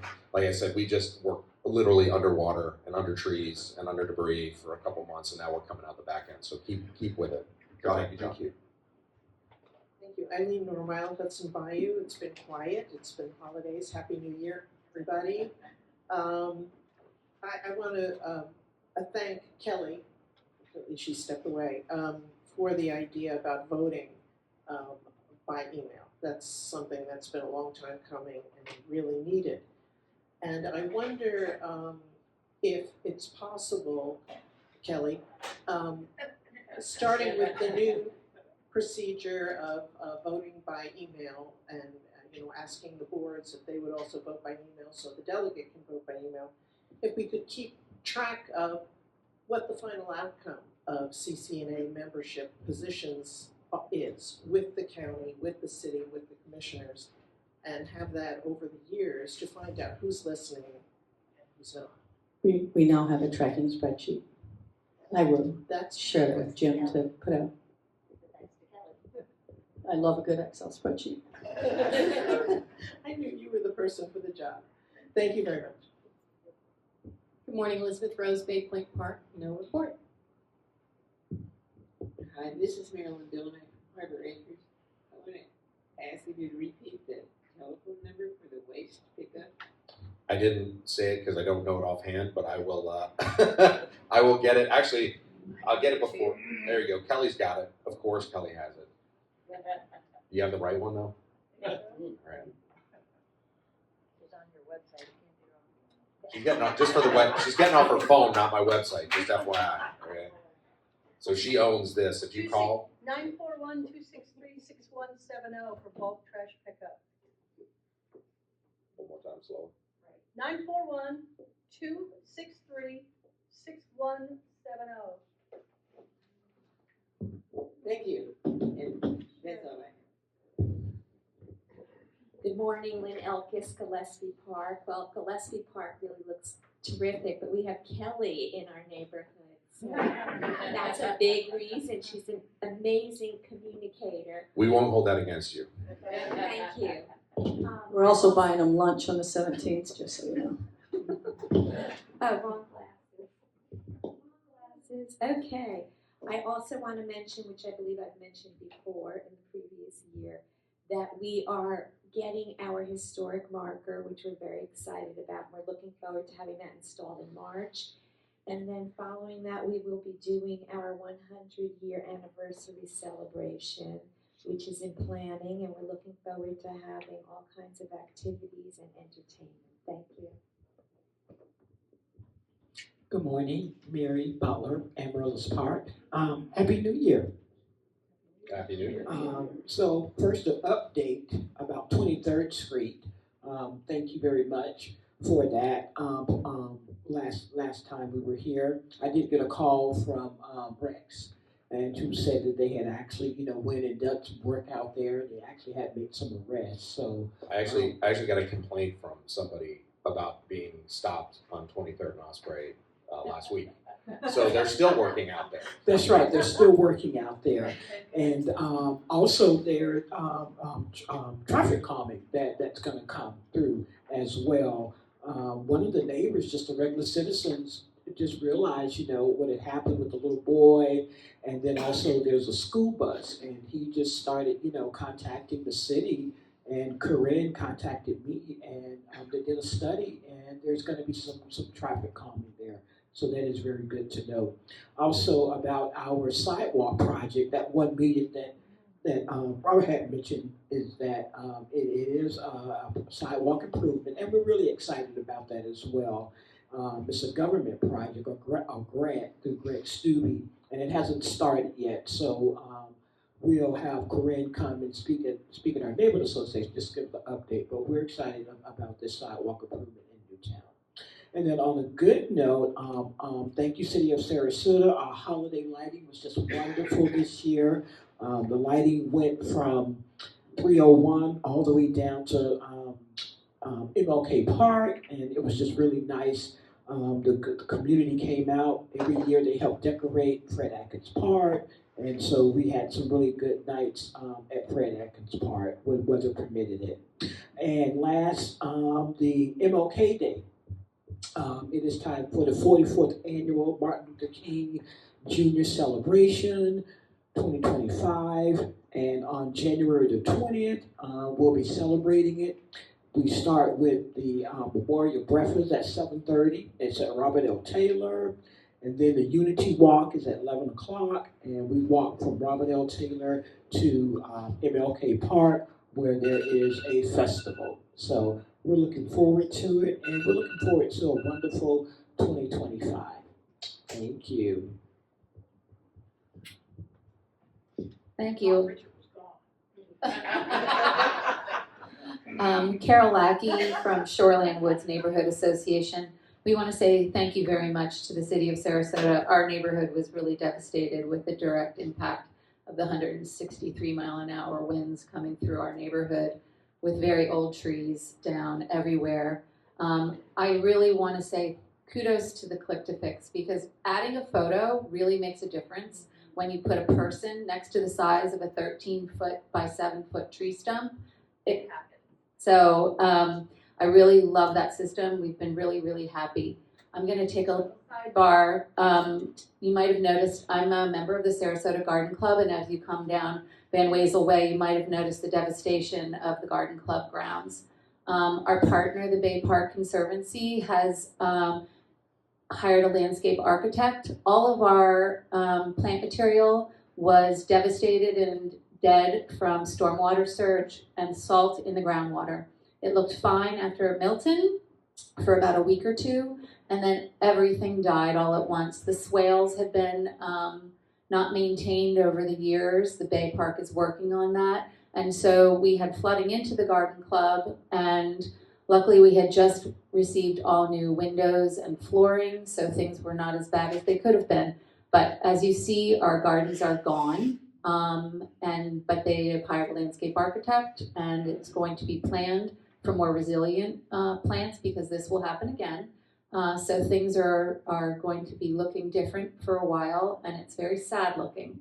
So I just appreciate everybody's support for the Garden Club. It's a wonderful organization. We're all member volunteers. We still maintain parts of the garden. And also right behind us today is the Orchid Society show. So take a gander over there and enjoy it. Thanks. Hey, could you catch me after on that? I was by there yesterday. Thank you. Hi everybody, Rob Grant, Arlington Park.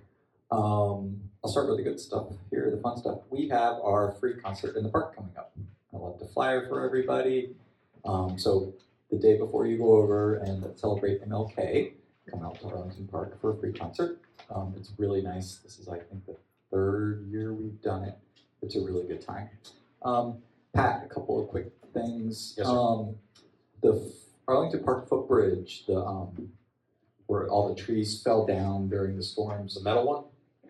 The railing, the metal railing. Yeah, it's broken in 2 places and real flimsy.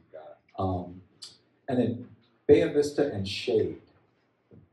All of the no right turn on red signs, a lot of the signage that was hanging, all the signage was hanging from the streetlight wires around.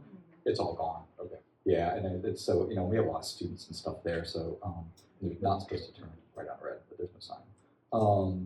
And then streetlights, I've got to get you a more comprehensive list, because streetlights, again, I mean, it's been this way since the storms, but I knew it would take a while, Yeah, and just to follow up on that, there are 2. We have streetlights, and FP&L has streetlights. Right. I can tell you that FP&L is still kind of digging themselves out of the storm. Yeah. So we still have a couple things. Like we literally just got, Mary Van Wezel opened her first show yesterday successfully. It's fantastic. But until, thank you. She was lighting me up like nobody's business all day because we had all of these lights were out yesterday. Oh, And, finally got out yesterday and got about 90% of them up and running.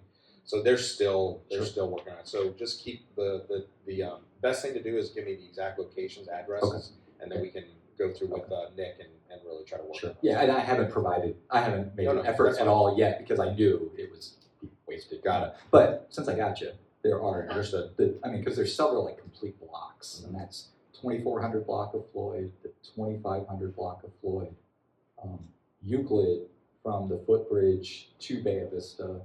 All of these streets are completely dark. Yeah. And actually it skips a little in the 2700 block of Floyd.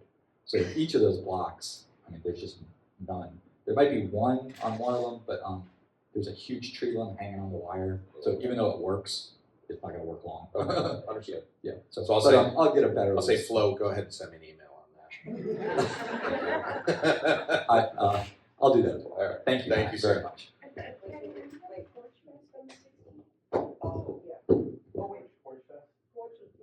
They postponed it in the fall, but I got notification it's going to be February 16th. They haven't reached back out to me. Marissa, I'm sorry, I'm over here. They contacted me. I will reach back out and let you guys know. Because they postponed it, but he hasn't gotten back to me. So they postponed the February one? No, the original one. I did not know they rescheduled the February, but I will, February 16th is what I heard. I'll reach back out, because they reached out to me for the first one. Right. I haven't heard about this one, and I asked about the other one. Melinda, I think you asked me if it was still on. So I will confirm that. Yeah, I've got the phone number if you need it. Yeah, I've got his text, yeah. And then, Rob, did you want to do the? I'm done, but you are correct. It has been rescheduled according to their website. Okay. So February 2nd. Yeah, Porch Fest, February 16th in Arlington Park. So Did I'll he remind you again. And then, Pat, one thing he forgot to mention. Yes. The footbridge, the railing. Oh, you did. You guys can argue about it in the parking lot. I missed. Sorry. So, Rob, did you hear that? She wasn't listening to you. So I got it. He did say that, Flo, for the record. Go ahead, sir. Kevin Spence, Indian Beach Sapphire Shores, and another really cool event to attend is the Indian Beach Sapphire Shores annual yard sale. We had over 50 homes participate last year. We had 1,000 homes in the neighborhood. Come get some cool stuff Saturday the 25th of January from 8 to 2. Maps are available at the intersection of Bayshore and Myrtle. So thank you. I'm sorry, what was the date again? January 25th. Thank you. I always go to that. Hi everyone, Nan Palagar here from Rosemary District.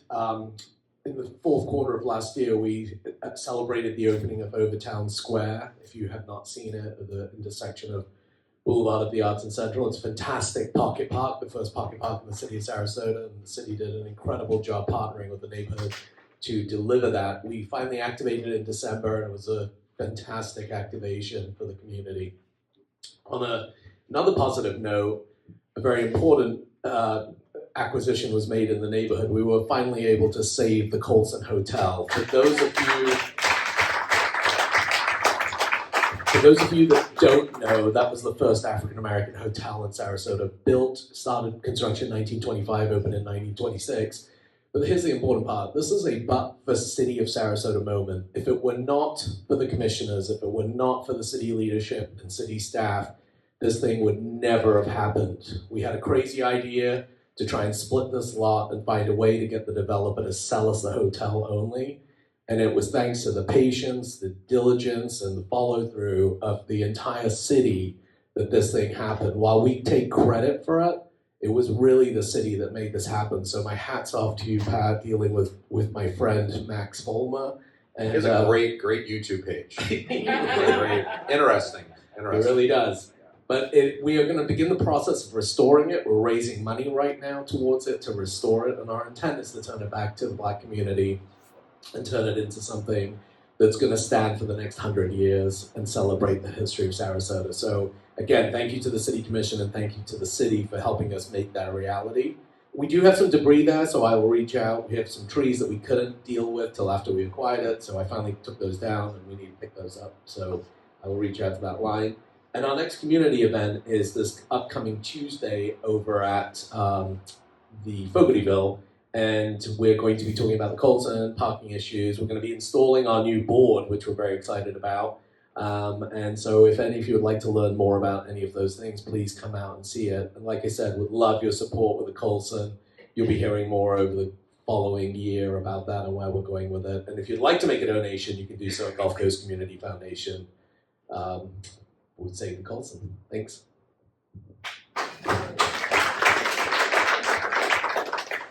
Hello, everyone. I'm Judy Mower from. Sorry, that wasn't Okay. I'm Judy Mower from the Golden Gate Point Association. We have our annual meeting on Saturday, January 18th, beginning at 9:30 at Sarasota Yacht Club. Jennifer Romanicki of Selby Gardens will be our guest speaker. I'll be sending our dues right away, but our board list won't become official until after that meeting, so I'll follow up with that. I'll give you a pass. Okay. We, by the way, now we'll have 4 active, noisy construction projects going on our neighborhood oval. I'll be going to the planning board meeting on Wednesday to speak on behalf of our association regarding the development of the Amara, which is going to take place at what used to be called Pier 550. So with 4 construction projects, and remember, construction hours start at 6 a.m. and go till 9 p.m. It's something of a nuisance for a lot of our people to have to deal with.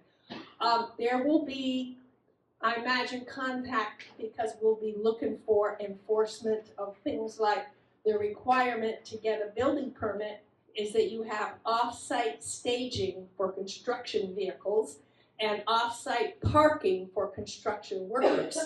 We got 4 different developments going on, 3 different developers, and they sometimes comply and sometimes don't. Hence, we have to keep reaching to the city to try to make our street as livable as possible. So that's my whining moment for the day. But otherwise, thanks very much for all the help cleaning up the debris, including this construction debris that was a big issue for a while. So that's much appreciated. Yes, ma'am. Thank you. Norm Domain, Glen Oaks Estates. Pat, just a quick mention on the illegal dumping on the west side of Circus. I do hope that there's going to be some follow-up with that illegal dumping and someone will be responsible for it. I assure you, I'll be the one that'll get yelled at about it, so it's fine. But no, we are, like I said, we are definitely going to be putting out, because that seems to be a very popular area for some reason. I think people can just back up a trailer in that little alcove right there near the trail and dump and run. So we are going to end up putting a camera out there to see if we can stop that. Great, thank you. In terms of our community, big things, we have new officers that have been installed as of January the 1st, and it's a great group. Really excited about that. One of the things we're trying to adjust to are some of the new laws that have gone into effect in regard to homeowners associations.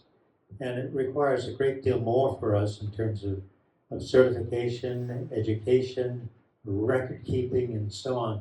And it's really become quite a burden for us as a small group to try to meet all of those requirements. And that's what we're working on at the moment. That's our major focus.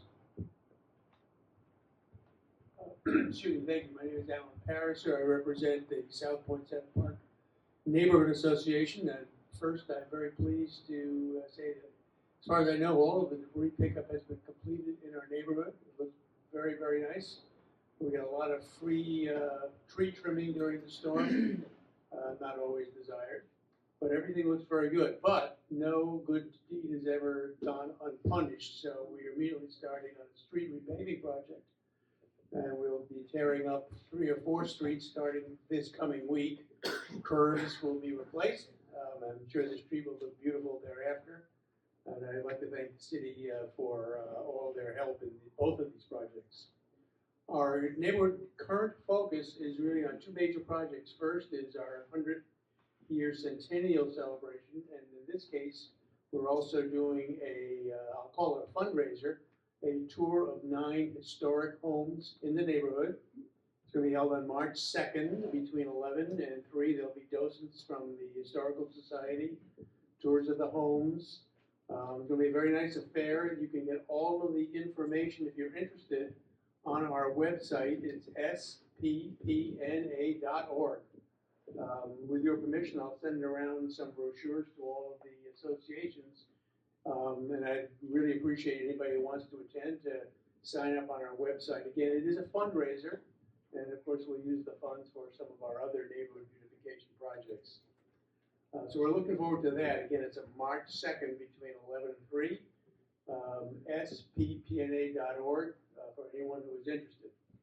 And then our second major project is we're continuing to work with the city to see if we can get our streetlights updated and replaced with more modern street lighting fixtures.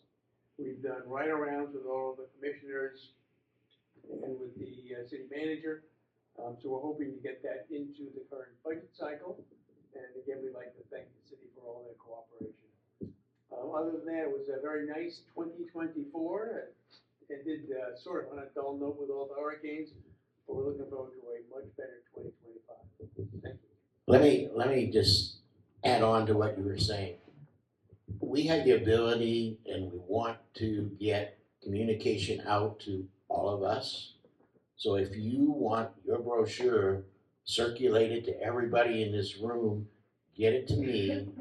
I'll email blast it out, and that is for all the neighborhoods. If you have information that you would like to share, get it to me. Thank you very much. I was going to ask that question after the fact, but I think I know what I need to do. Thank you. All right, thanks. Hi, Sherman Baldwin, Park East Community.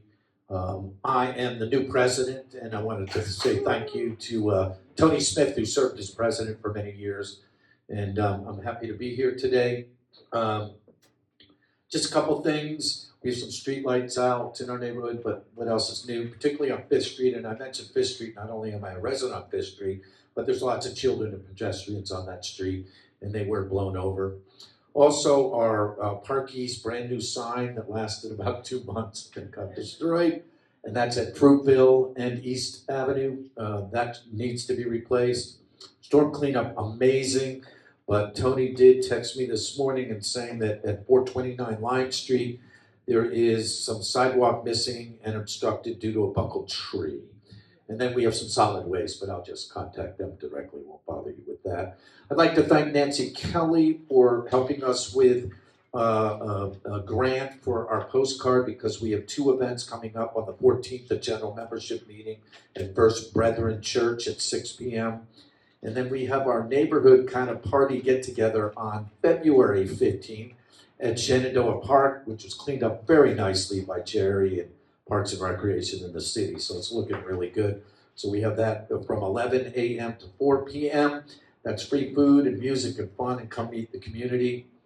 And also, not in my district, but something near and dear to me, I'd like to thank the city and all of you for your support and thoughts about the process that we're going through on Hart's Landing, Saprito Pier, and Worland Park. We hope that we can get that done really quickly. Thank you very much.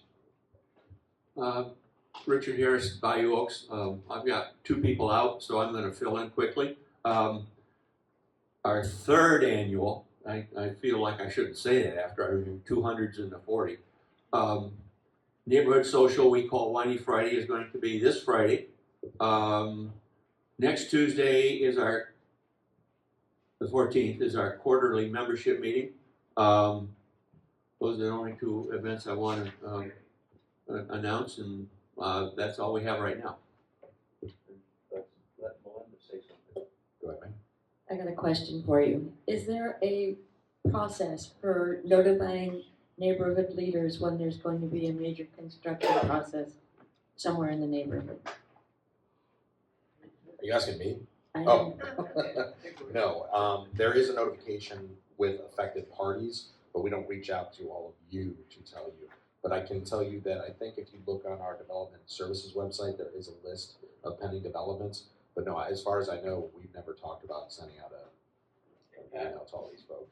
Well, Yes, sir. I meant just to the neighborhood leader, so that the neighborhood leader could use their own distribution work as opposed to. That has happened in the Sapphire Shores. The president of our association was notified anytime there was a community workshop regarding a project. So it did happen. So, but those are community workshops. There's other ones that don't have, there are other construction projects that are not in that list. Well, there's a lot of different building things that don't go through that community workshop that could impact like residential development, infrastructure projects. So I think we can have a conversation, Kelly, to talk about how that would look, because there are tons of listservs that you can sign up for through the city. So you probably are on all of them, but they might not know, Kelly, okay? They might not know. So why don't we have a conversation about how we can, Those listservs you sign up for, I get notifications for our neighborhood and all of our surrounding areas, because I'm interested in everything. And they're very, very helpful, and I can inform our neighbors right away and just forward the information. There you go. All right, we'll work on that. Talk about it. Melinda, I'm surprised you're not on all of them, frankly.